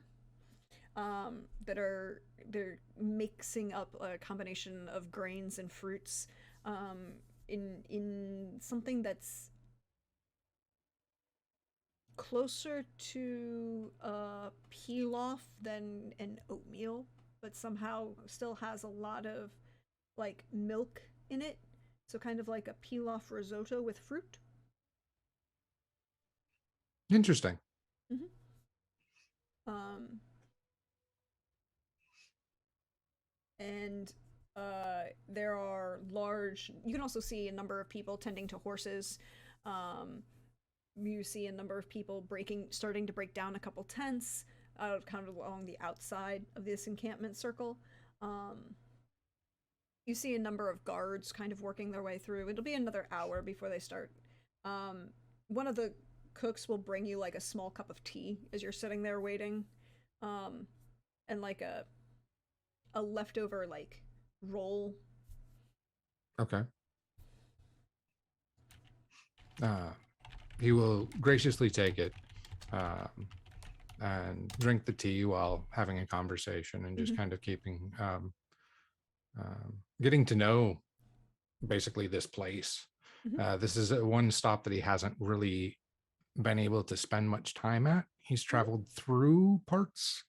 I don't know that he's ever been to, or he's never actually been to the Royal Caravan, though. Yeah. So um, it's really all about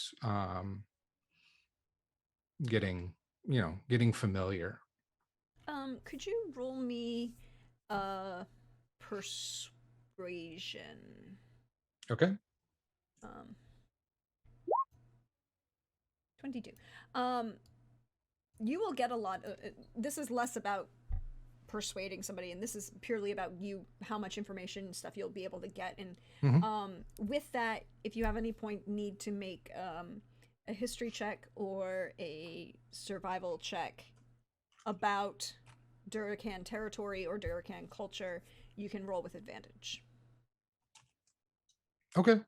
Because you'll have a number of people who are around you who are more than happy to talk about, the culture, the people, the areas that they've traveled through, and various things like that. And you end up having a good enough conversation that's basically what you're going to end up getting out of that. Okay. I will go ahead and add a note for that so I don't forget. Yep. Theo, Mhm. as you slowly awaken,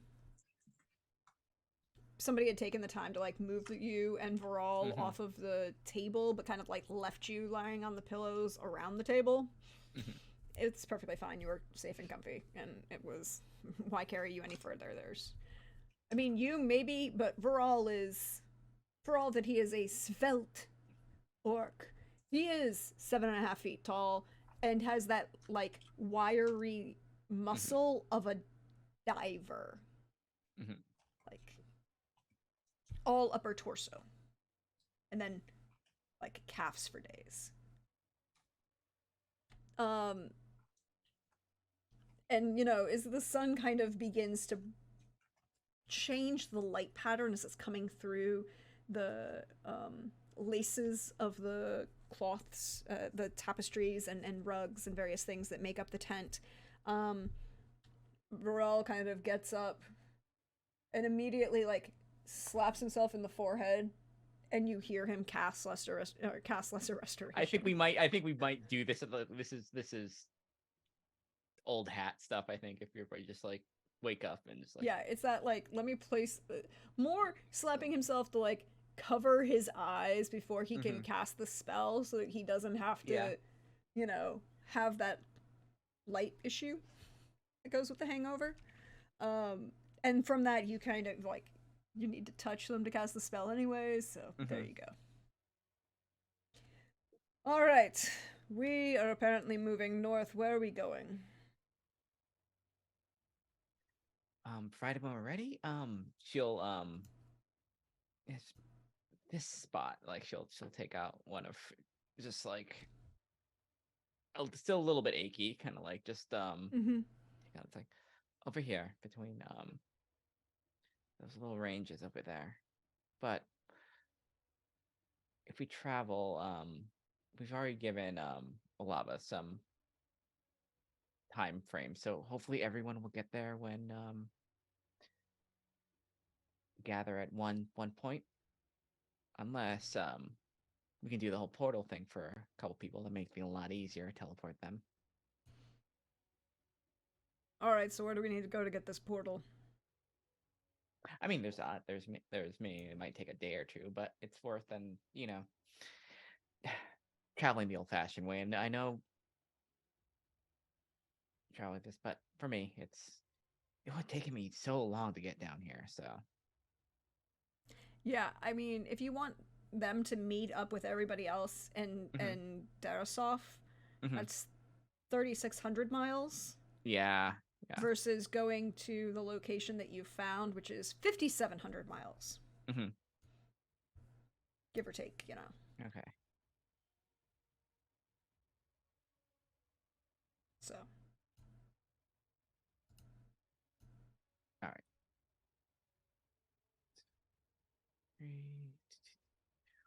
But yeah, I'll just give him the Darasov, and we'll meet. Everyone's gonna meet there, so that might be a little bit easier to have everyone in one place, and then we can figure out some way to get down there. Maybe we'll figure out a quicker way, but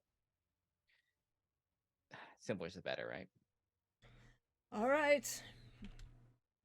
And then he'll kind of like get up, like crack his back, and you can hear him like that sound of somebody who, you know, cracks their back all the way down, like individual vertebrae all the way down his back, and then cracks his neck both sides, and starts shouting out orders. And Theo, do you speak the Orc dialect? Yes. So you would understand him saying, start shouting for uh a number for his riders, and it's like I need the riders. Bring me the riders. Someone find Tunker. We're going north. And he starts issuing orders to start packing up. At this point, Amar basically is coming through the tent as he's walking by, and he'll kind of like lean over and like drop a kiss on her forehead as he keeps walking and talking. Picture full on Aaron Sorkin West Wing level of walking and talking. Mhm. He's at that level now. And he, you know, she's got this tray, and Javi, this would be the point where you had seen a number of these large trays had been cooking on this fire, are now started to be broken up into smaller smaller trays, and by that I mean like an 18-24 inch platters kind of size of things. And so Amar is carrying, you will see Amar come out with one of these platters. It's like a little smaller, like a 10-inch platter, and carrying one of the, you know, this breakfast rice dish up to the tent. And she will ask, you know, she would invite you along with her. Okay. So you'd see them, you know, it's like Amar would be coming in and Javi would be there to kind of setting the plate down for breakfast, and then handing out smaller bowls along with putting a bowl of spices, and one of like a small jar of a nectar on the table as well. And it's like, please season to your choice. Tea, calf. Yes, no, Hey, yes. tea. Theo, you want calf. You always want calf. Yes. Thank you. And she will bring out what looks like what is it called in English? Can't remember its English name. What looks like an actual espresso machine, like an Italian stovetop espresso pot where you. Here, I'll find one.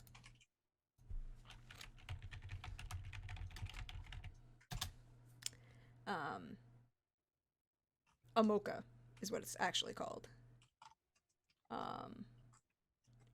And it is the quintessential Italian way to make espresso.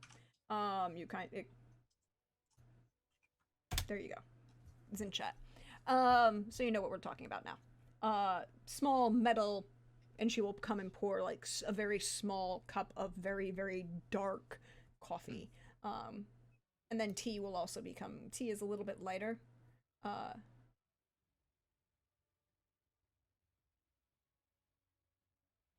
I don't, not quite a semaphore maybe. It's in Italian. It's a mocha. MOKA Okay. is what it's called. He will graciously take whatever they offer. Oh, he would also offer you tea. There would be tea, and then there would be coffee if you Oh, prefer. tea. But so you had a wonderful pleasure of my charming husband's company. But what exactly are we doing, Theo? Looks like we're making our way up north, apparently. All right. How many people? What is the expected? What are our rations? How many people are we providing for? What are our... And she'll start rattling off logistics questions. And Phil will kind of like look at Javi. It's like, I have the food taken care of. Don't worry. All right. I'm assuming then you're also taking care of the water. I think so. Let me check the item I mean, again. clerics can create food and drink, and they can create water too. Javi also has Oh yeah, you the have that bag of bounty. Yeah. It automatically, no matter what, feed. How many people does it feed though?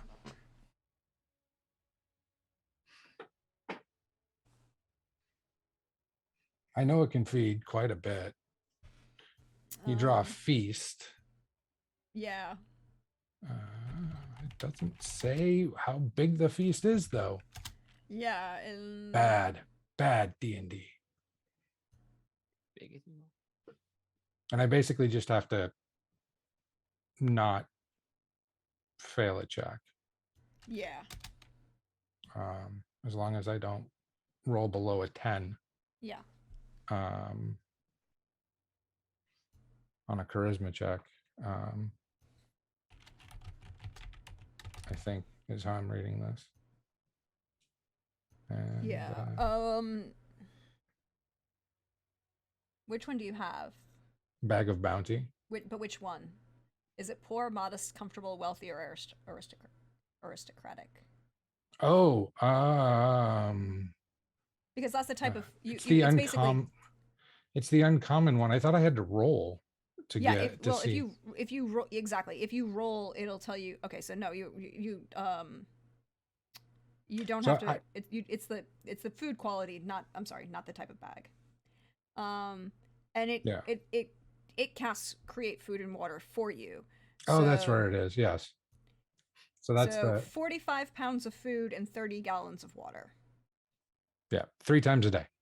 Yeah, enough to sustain 15 humanoids or 5 steeds for 24 hours.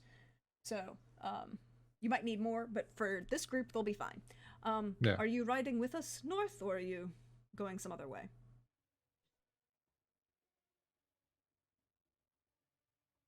I will leave that to Theo.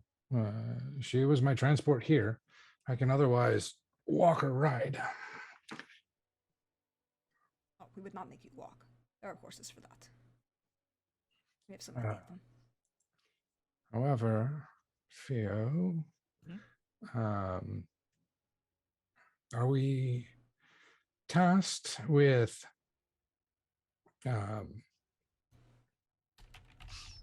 meeting with anyone else on our way? Do we need to stop in and speak with the Gadella halflings or the Utkan orcs prior to? I believe that this completes our little like tour. That, at least for my part, I don't know if you had any other places we can travel, but if we are set, this would be actually a wonderful way to travel. Okay, I can potentially. Not potentially. I can request and potentially get some assistance from the Gadella halflings. I am very familiar with them, and spent years studying their ways. So it is possible to call in a favor and maybe get ourselves a little bit of druidic power. Oh yes, well, more the better. If that's the case, maybe we should teleport ahead and then rendezvous with these fine folks at the Gadella Halfling and Noviger border, where we're having the Walaba regiment meet us. I thought GM point of clarification. Okay. From everything you were saying, Walaba, everyone is meeting in Baraka and then going to Darasov. Oh, okay. Because then you're going to teleport, because they know that you guys have decided that you have the teleportation circle in Darasov. Gotcha. Which can I misremembered. You're correct. So the regiment is already heading out to Darasov, or it was going to take. They were going to take 5 days to get everyone together, and then they were going to travel. Gotcha. And so we're just so the rendezvous point is Darasov. So we could then meet up in Darasov with everyone else, if you want to do that. Well, we can certainly do that. I mean, it would also. Did you want to wait till the little party we've had here got further north, or do you want to go there? I think going in advance in case the halflings have to make any preparations allows for better timing. There might be one slight complication with that. As much as I'd like to go, I've never been there myself, and well, teleportation is hit or miss if you've never been someplace. How close can you put us on the Walaba border? Yes, I've been there. I've been there at least. Walaba. Then wherever you can place us along the Walaba border, I can send a message in advance requesting an audience and have them meet us. I'll tell them what point we're going to come in at, and we will be headed on a direct path to their main city or main encampment. All right, sounds good. I can just make arrangements with everyone here to tell them what we're doing, and I think they should be able to. We should. How many people can you teleport, by the way?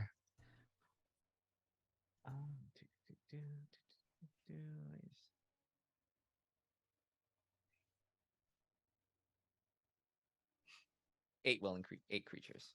8 creatures. Okay. So not enough. I was going to say, if you could teleport enough to basically teleport this contingent and us to Baraka, they could go with the regiment, and then we could just go by horseback from Baraka. But no, that'll work.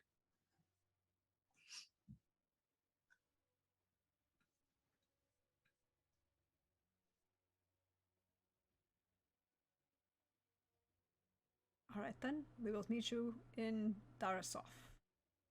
Yes.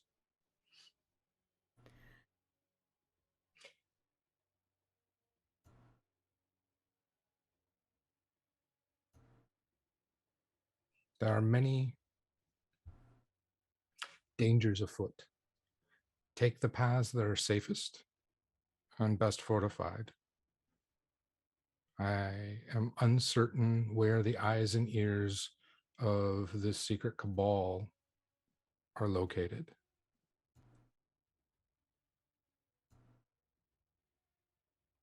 And if you see anyone with a 7-pointed star as their heraldry, feel free to dispatch them first and ask questions later. She'll smirk at that, and you'll just see as she kind of gestures with her hands, just this little bit of lightning playing through her fingers.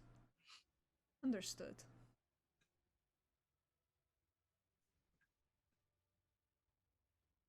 So.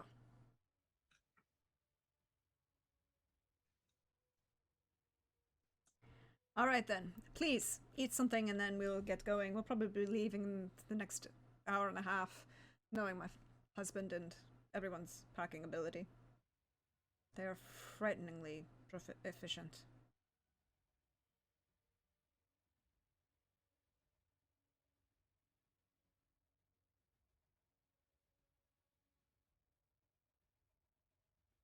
And then offer up breakfast.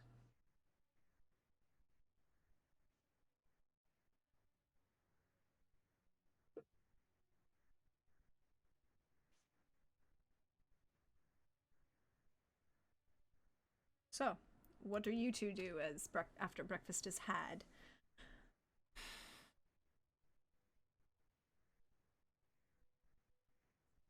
Whenever you're ready. How many days will it take them, this contingent, to get to Darisov? To get to Darisov? Yeah. Probably all of the days that you have remaining. They'll probably arrive at the same time as, yeah, because they'll do this. They'll go all the way north and then across at Walaba. Yeah. It'd probably take them the remainder of the days that you've allowed for the contingent from Walaba to get to Darisov. Okay. Yeah. But they have better horses than most of the people. Yeah. No, that's fine. We can, if that's the way the timing is going to work, Fio and I, if we wanted to go now, we could maybe try and see if we can catch them when they reach Walaba and cut across and join back up with them there. Otherwise, we'll just head to Darisov. But sending is a lovely, lovely way to communicate.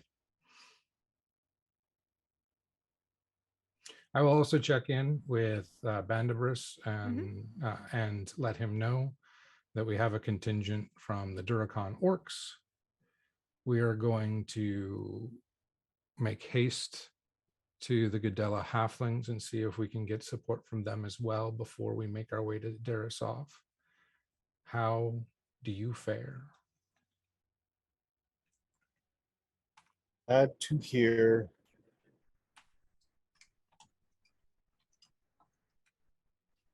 Tibian's friend coming with, tasking, giving troops. Selling's awful.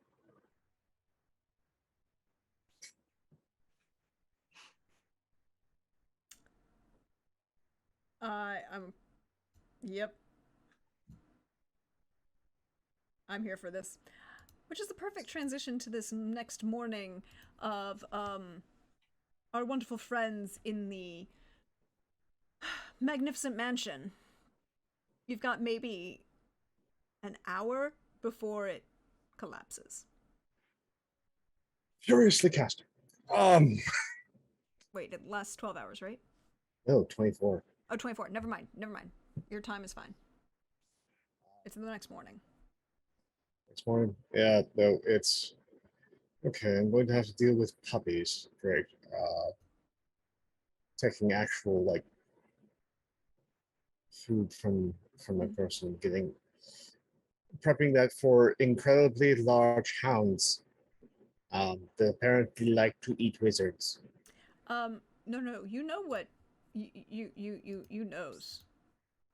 You knows what the If I know how, do I know how to evade them? The Elusa?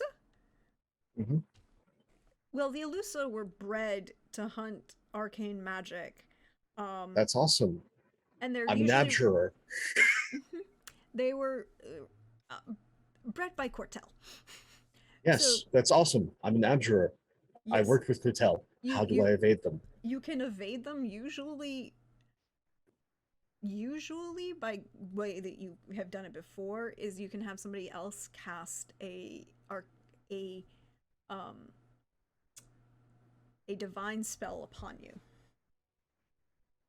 which would confuse something that you would then use, i.e. bless, as that kind of spell, where if you are blessed, and so your action would then be perceived as divine rather than arcane. Well, Bless was the last thing cast on me, so. Yeah, but it doesn't last 24 hours. Okay, so You do have a cleric who can recast it if you wish. I'm going to do a few things first. I will ask, though. I mean, this is you. You know that usually you can avoid them by just not casting arcane magic, but you put a big shiny arcane thing up. Yes, but I'm going to take a few precautions and also futz with them. Because I have access to things like non-detection and mind blank. So a lot of scrubbing.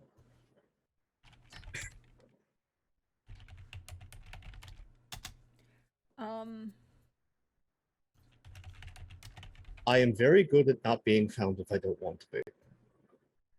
This is true, but that's you. The problem with both of those spells, non-detection, right? Non-detection. For the duration, you hide a target that you touch from divination magic. Yeah, the thing is that they're not casting magic as an innate ability within them, and they're just searching out arcane magics. So casting non-detection, while it prevents you from being found by any scrying, is an arcane magic. It's basically like they're hunting the taste of magic in the air.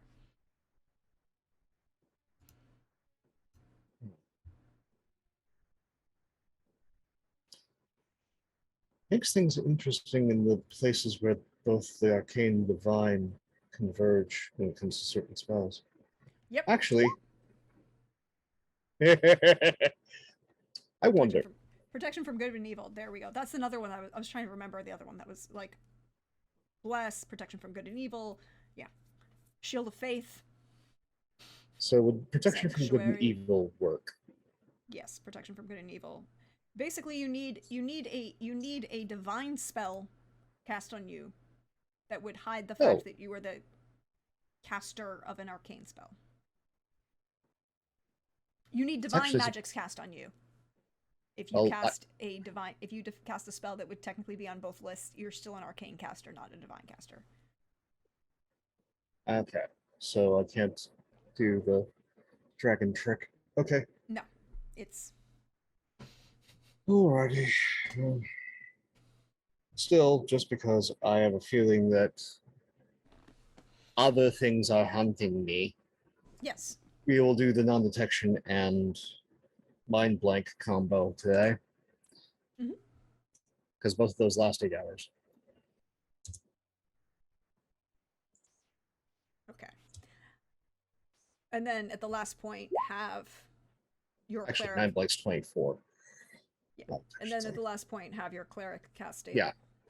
Probably protection from good, bless protection from good and evil, which will last longer. Yeah. So anything like that. All right. But perhaps great. Plus, just chow in case the puppies are there, because they should be good treats. Even if their owners are absolutely awful. They're not. Tibian. Yes. You had yourself a very good time. So did he. Absolutely. This morning, definitely same routine, except it's an indoor workout this time, which is a little weird for me. And by workout, I mean like an actual, like normal workout that Tibian does to get ready for the day. And so what she's done is like she's gone into like the dining room and like moved like the furniture out of the way to make like a nice area for her to just like do some morning stretches and just like, you know, playing with Riptide and such. And as she's doing so, because it is the dining room, she's watched like Bandabros like go in, walk out from the kitchen, walk out of the kitchen with like a concerning amount of meat it's just like, what is he doing? And then she remembers the conversation last night with Ramia about about the hounds that would probably be coming in this morning. And so Tibian does a few more exercises, and she'll go over to you and start, walking in pace with Bandabras. Be like, so, what are we doing?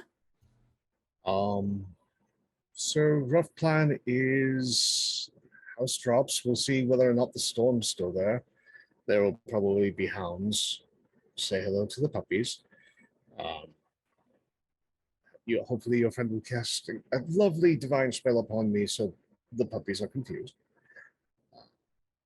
Give them treats, see if they actually have a minder or they're just sent out on their lonesome to just devour anyone who casts a single arcane spell for reasons that defy Velprini's gifts. I still don't understand why everyone just loathes arcane magic when you can do so much more devastating things with divine. I mean, and there is an entire continent to that. That's a different conversation. Please go on. and then should things go well, walk our way out of selling and then teleport to probably Derisov. Talk to the dwarves there, see about getting as much aid from them as possible, preparing things and getting everything ready for marching off, unless you think of another place that we need to go to get help.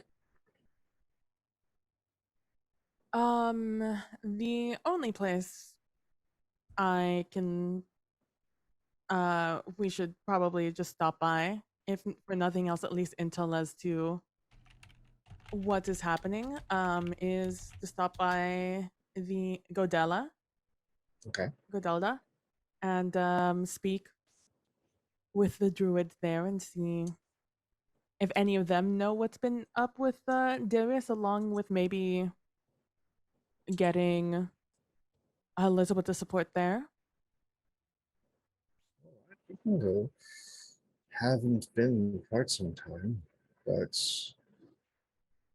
hopefully the tavern with the really good bread is still there and still in the exact same place. And if not, I know a couple of places. Yeah, no, I was mainly referring to it as the place that I can focus for teleporting. Oh, yeah, no, yeah, probably. Well, Um, fantastic oat loaves. Wow. let's just circle back on this hound thing. Mm. So if that does, you mentioned a handler or somebody who was controlling them, possibly. Usually they have some form of minder. There's one that there's the person that cares for the hounds, and then they usually, if they're anything like Cortel, there's one handler, and then they're usually supported by 4 soldiers. So you're looking at a contingent of 5 to 6 hounds, depending on how much money and care the individual group has, because these are not animals that are cheap to care for. No, but they're usually sponsored by the state, at least in Quartel. Yes, but again, Selling seems to be spending an awful lot of their funds on, potting their trees. That doesn't take a lot of money or effort. It does take a lot of effort. Don't know about money, but it does take a lot of effort. And really good kilns, big ones. So here's another question. Say you walk out first, and put blessing on you. What about the big door behind you? Well, the blessing should go on me before I go out the portal. Again, if they're already there outside the portal, then again, they they track the arcane magic. Oh well. But it was either that or we all die, and I wasn't going to have that happen.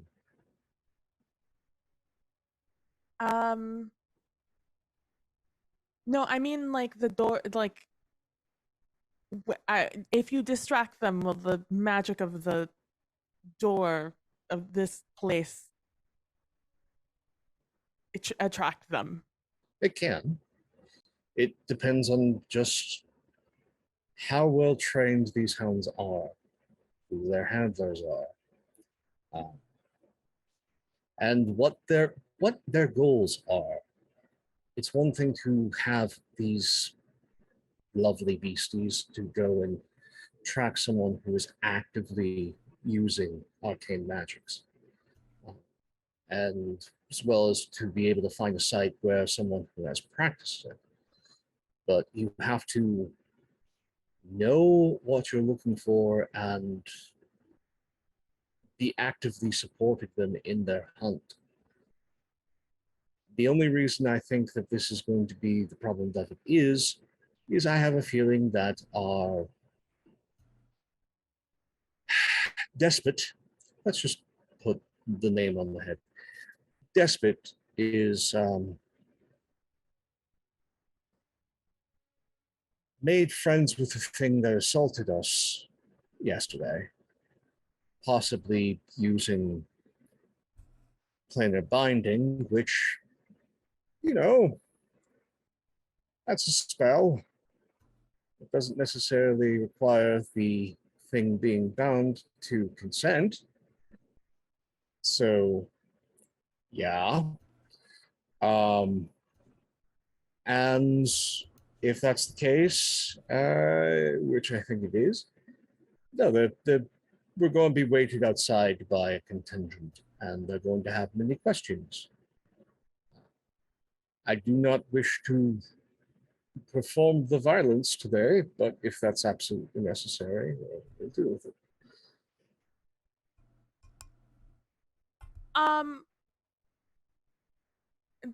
Do you think? I mean, you're pretty dead set on this being some sort of plain being. Could you do the same thing that the not Duchess did to the Duke, to an elemental? It's different. Planar binding is a spell that is shared by both divine and the arcane. Because you're dealing with an entity that is of a very specific type, you can ritualistically bind their will to a specific task for a specific duration. What the Duchess did is far more complicated, intricate, and powerful. Well, that seems a little unfair to elementals. Just being able to yoink them from where they came and then just have them do your bidding and then have them go back not just on their way just if they survive. work on elementals, it works on a number of things. It works on celestials, it also works in the infernal. It is a very tempting spell, one that shouldn't be known because of what it does. It's one of those things that is unfortunately exists. If I could, I'd wipe that spell from everyone's mind and strike it from every record. And people shouldn't be afraid of arcane users. So what you're saying is we should probably open the door and see if there's a sandstorm outside. Yes. And then close it real quick in case there are dogs outside. Well, eventually the spell is going to drop off. And well, I mean, you know, if we're not prepared to fight dogs, yeah, it's a little like peeksy. We can peek out, see if, you know, we get a face full of grit or a face full of bark.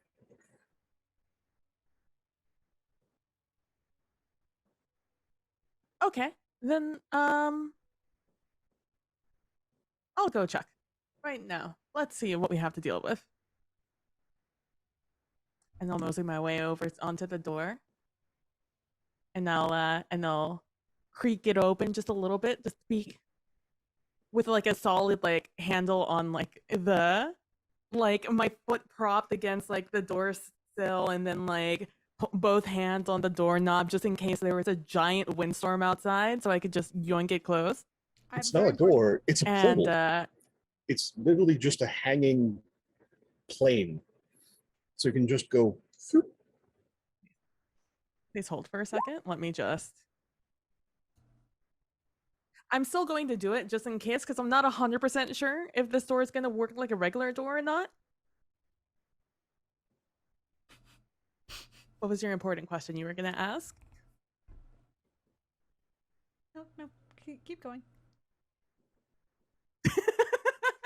I am going to just creak, turn the knob and just like slightly creak the door open just to see if, I feel the door get yanked, or I guess in this case, if I feel like wind on my hands as soon as it opens up, hear the howling go through. Of the wind, I should mention, howling of the wind, not hounds. So, fun fact, you do not hear howling of the wind. However, I do need a athletics, please. Okay. 17. It takes a little bit more effort to push the door to push open. Not because your plane of existence stayed the same, but the area of sand around you has risen. Not that it was like piling against a door that isn't there, but just the entire area has doomed a little bit. But it takes a little bit of effort, and you're just like moving for a moment, and then you put effort into it, and you kind of lean out. With your passive, you can hear the sounds of howls nearby. Of the canine variety. Of the canine variety. Okay. That kind of combination of like low, mournful hound cry, or like a red tick hound kind of cry, crossed with like that slight little yip at the end that chihuahuas or like little teacup poodles that think they're the biggest thing in the room. Yeah. With that, I will just close the door, and I will mosey on my way back over to Bandabreast, shaking sand out of my shoe, and say, Bandabreast, I tug on your robe a little bit. Yes. Can you do the, and I show you my shoe. Yeah. Thank you. That would have been very uncomfortable all day. So good news, bad news, depending on how you look at it. Storm looks to be done. Good. There is about how much sand would you say piled up against the door? Like how the not door, tall? Yeah, it's maybe 6 inches at most. So there's about it's a little step up. Half a meter of sand out there against the door, so it's going to be a little bit of a push. And I did hear howling of the dogs, canines. Not like directly outside, but they do sound like maybe like they're looking for something.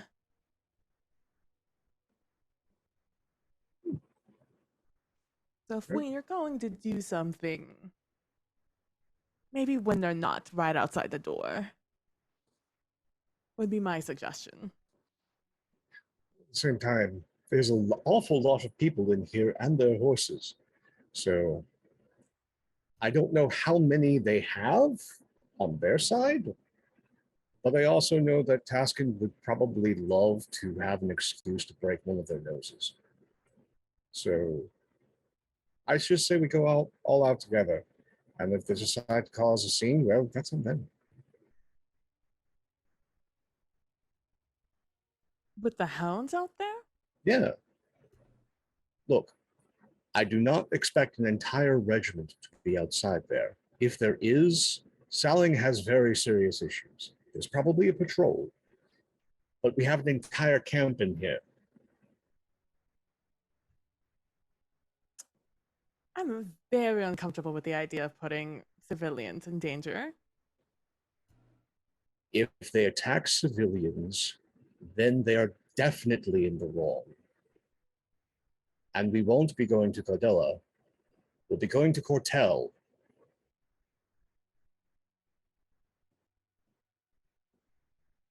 Oh, I'm uncomfortable with taking those chances. I do not trust anyone in Saling to not hurt civilians, seeing how they treat their own.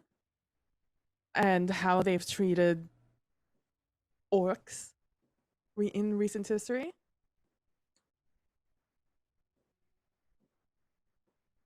I could go out and do a scouting mission to see if they attack me. At least take the lads with you. I know they're not necessarily the stealthiest, but I mean, if there is in a fact, I would patrol, prefer you prefer to go by your lonesome. No, I would prefer to go loud, to not be stealthy. At least that way I could see what their temperament is. Yeah, no, go with the lads. They can show themselves should the patrol be particularly nasty. But also, if the lady really just wants to ruin all hope of her acquiring Taskin's daughter, then that patrol will attack his sons, essentially declaring war, which would be dumb. But we'll see how stupid they are quite shortly. All right.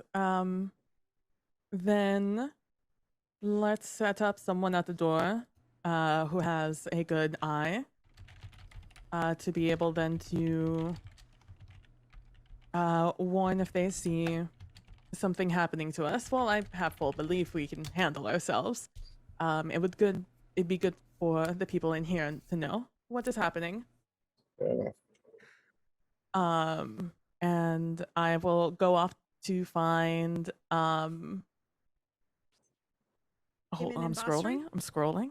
Yes. Emin and Basri, yep. Alright. So finding Iman and Bashri isn't hard. They'd kind of come towards the door, along with Taskin, when they were looking for you. So they will agree to join you on this not stealthy mission. Although Iman offers to say, "Are you sure? Because I can be very stealthy. We can make ourselves very stealthy." I will pat their knee and say, I look forward to seeing that in the future, but I would rather see what the temperament of whoever's out there is towards the people who are out here first. All right. And with Iman opening the, putting some effort in to open the door. Mm-hmm. And Basri just kind of sliding out behind him. Iman opens the door, Basri slides out into the right, he goes out to the left, leaving you a space in the middle, Tibian. And I will take it. I'll walk out. And that's where we're going to end for tonight. We'll see what happens next week. Things are getting interesting in Saling.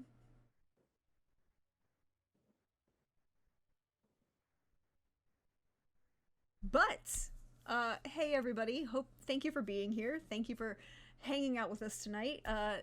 Panda, Aquadish Panda, thank you again for bringing your community on over and continuing the team Cipher adjacent hype train.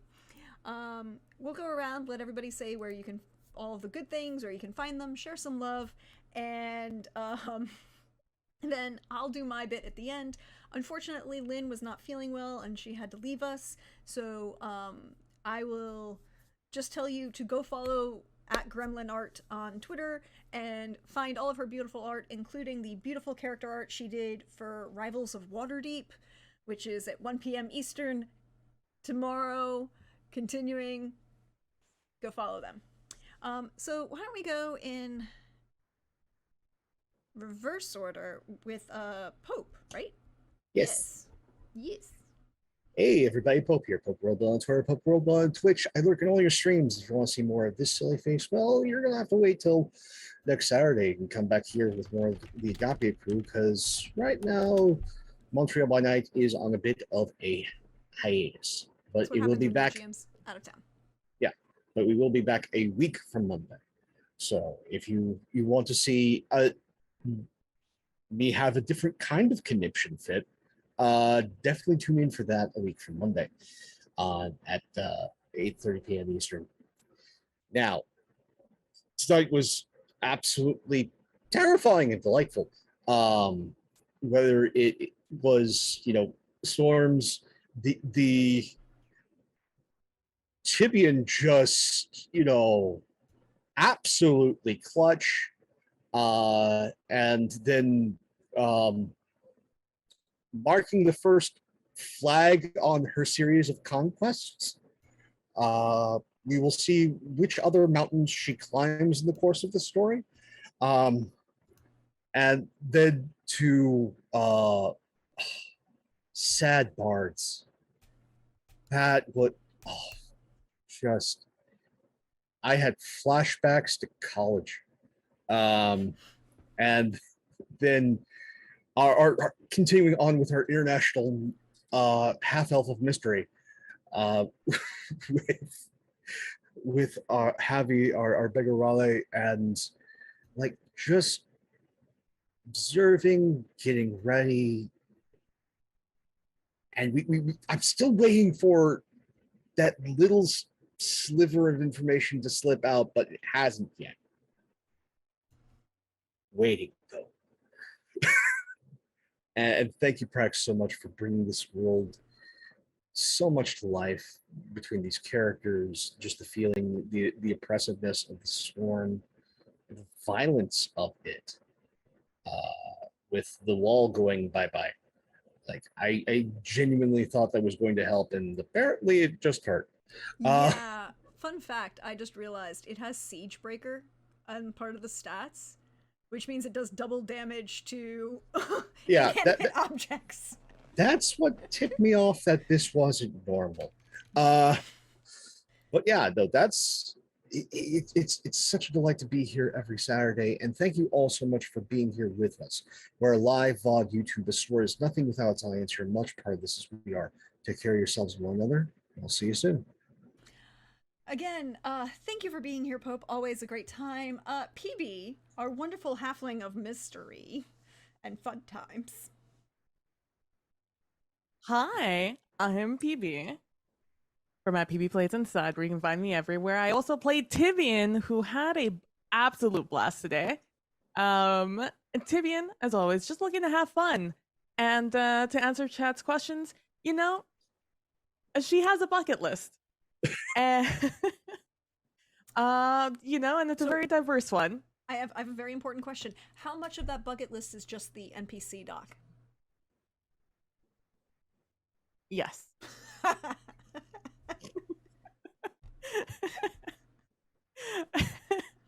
There you go. Make sure to look at the NPC. What is it? Exclamation point Agapia's NPC. It's in the chat. Because and the entire thing is, oh no, they're hot. But it was an absolute blast seeing everything. I love the small moments with Javi, where he really gets to know like the people behind the scenes, not just always the people in charge. And it's very interesting, especially with how freaking just like secretive and like what is his play? What is he really doing? So it's always really interesting to see the small movements and small things he does. um, and I'm very excited to see what there is ahead in the next session and for the rest of the campaign, honestly. But you can find me at PB Plays Inside on all social media. And on Twitch, you can find me streaming Destiny 2 mostly. And starting this Tuesday is a big expansion dropping for Destiny 2. And starting Tuesday at 11 a.m. Central Standard Time, well, I'll be starting a stream a little bit earlier, but I will be streaming the entire day playing the new campaign with two of my best friends. And it's going to be a really, really fun time. And so if that's of any interest to you, make sure to stop by. And that entire week, all of next week, I'm going to be streaming Destiny 2 and all the new fun, just like 80s action hero, sci-fi, futuristic, apocalyptic content that is coming with the new expansion. So feel free to stop by and follow me over on Twitter and Hive. Yes, indeed. And follow that. I freely acknowledge that I can't play Destiny. I just visually can't do it, but I will hang out in PB's chat most nights and just, it's an entertainment. I find out so much about this game and learn about it as I'm just sitting there. Also, how horrible people can die in that game, apparently. But last but never least, hey Chris, thank you for being here. Thank you again for playing with us tonight. And share all the things. Hey everyone, my name's Chris Geary. You can find me on Twitter and Hive at Chris Geary, and you can find me here on Saturdays with this group of lovely folks. And starting with our streamed session 0 upcoming this Tuesday over on the Other Doc channel, we will be playing a game that's new to me, which is exciting. I don't always get to indulge in that. Electric Bastion Land. Part of it is character creation that we're going to be going through on stream, and it's going to be kind of the stream's going to have a flavor of like teaching the rules to the audience as well. So it's a pretty I've read through the book. It's a pretty simple system to pick up. It doesn't have it has a lot of nuance, but it doesn't have a lot of rules, if that makes sense. So picking up the basics should be pretty easy to do via stream. So come find out how we go. And yes, just in case you're wondering, there are rules for what to do if your character dies and you need to jump back in. So it's not this long belabored of how do you introduce someone. They actually have rules for all of that. So if any of us don't make it through the dungeon crawl at any point in time, check out, you'll get to see us whip up another character on the fly. And yeah, have a good one. I love Electric Bastion Land. It's up. Also, go look up the book on like Drive-Thru RPG. The art in that Yes. book is gorgeous. The art is wonderful. Beautifully gorgeous. I got to play in a short campaign of that. That was a lot of fun. But hey, everybody. Thank you again to my fabulous players. Thank you again to everybody hanging out in chat. I have been your friendly neighborhood Prax, at Deirdre Donlan on Twitter, Praxagorth Thesmiophoria as you see me around here on Twitch, or Prax the Bard over on Hive. You can find me all of those wonderful places. If you missed out on anything today, or if you and missed out on unfortunately, the stream breaking briefly, we have a YouTube. It's very nice and neat and very organized. All of the VODs go up there. They're in nice little organized playlists to make your life easy. If you came over with Awkwardish Panda on that raid, thank you again for that wonderful raid. And want to enjoyed what you saw here and want to check out the rest of the story as it's been, everything's up over there. And including, I did 4 sessions 5 sessions.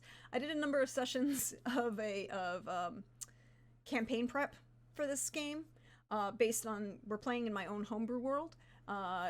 Did a lot of talking about the individual characters, the world, the setting, a lot of the lore that I built into this world, and so you can check that out over there.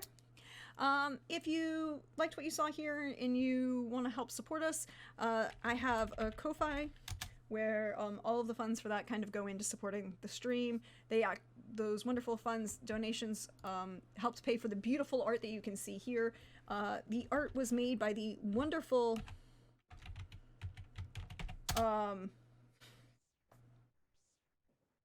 okay, that didn't.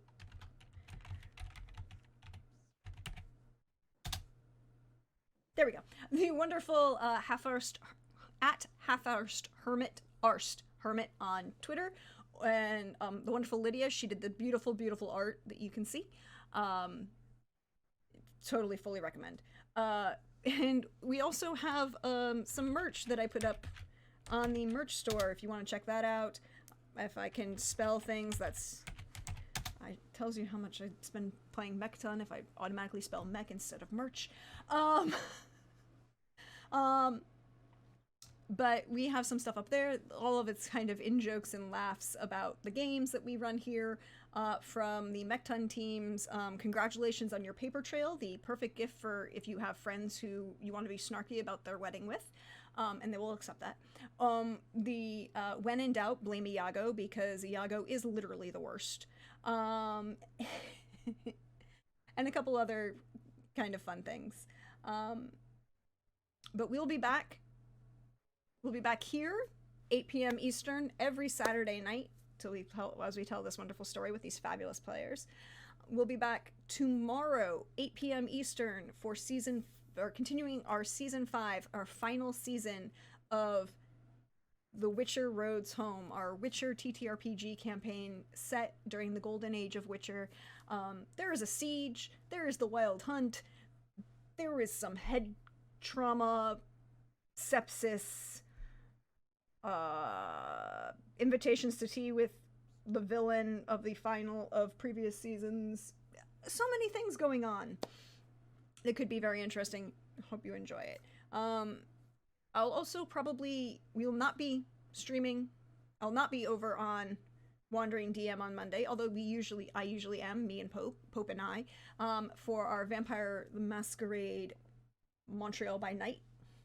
I just feel like you should go watch the VODs of that, which are up on YouTube, if only so that you will understand when I say the words Ravnos out as an important character development moment. And what everyone wants to do at certain points when you have to deal with a horrible Ventrue. But check that out, because we'll be back a week from Monday. I'm also do random video game streams. I did one on Thursday. I got to stream the demo of a great game called King's Blood, an auto chess RPG game. Beautiful art, beautiful story. I had a lot of fun. You can check out the highlight here. It was a lot of fun. But we're also playing a lot of Dragon Age because Dragon Age Origins. I have no other excuse. There's just Dragon Age Origins. So if you like what I do here, you could follow me over on Twitter at Deirdre Donlin, or on Hive at Prax the Bard. And that is it for me. I think that's everything. We should just send some love out into the universe as love was brought to us. So we're gonna go over and raid High Shelf Collective, because they're playing some Cyberpunk Red tonight. Right? They're playing Cyberpunk? Yeah. Or maybe not. But until next time, everybody.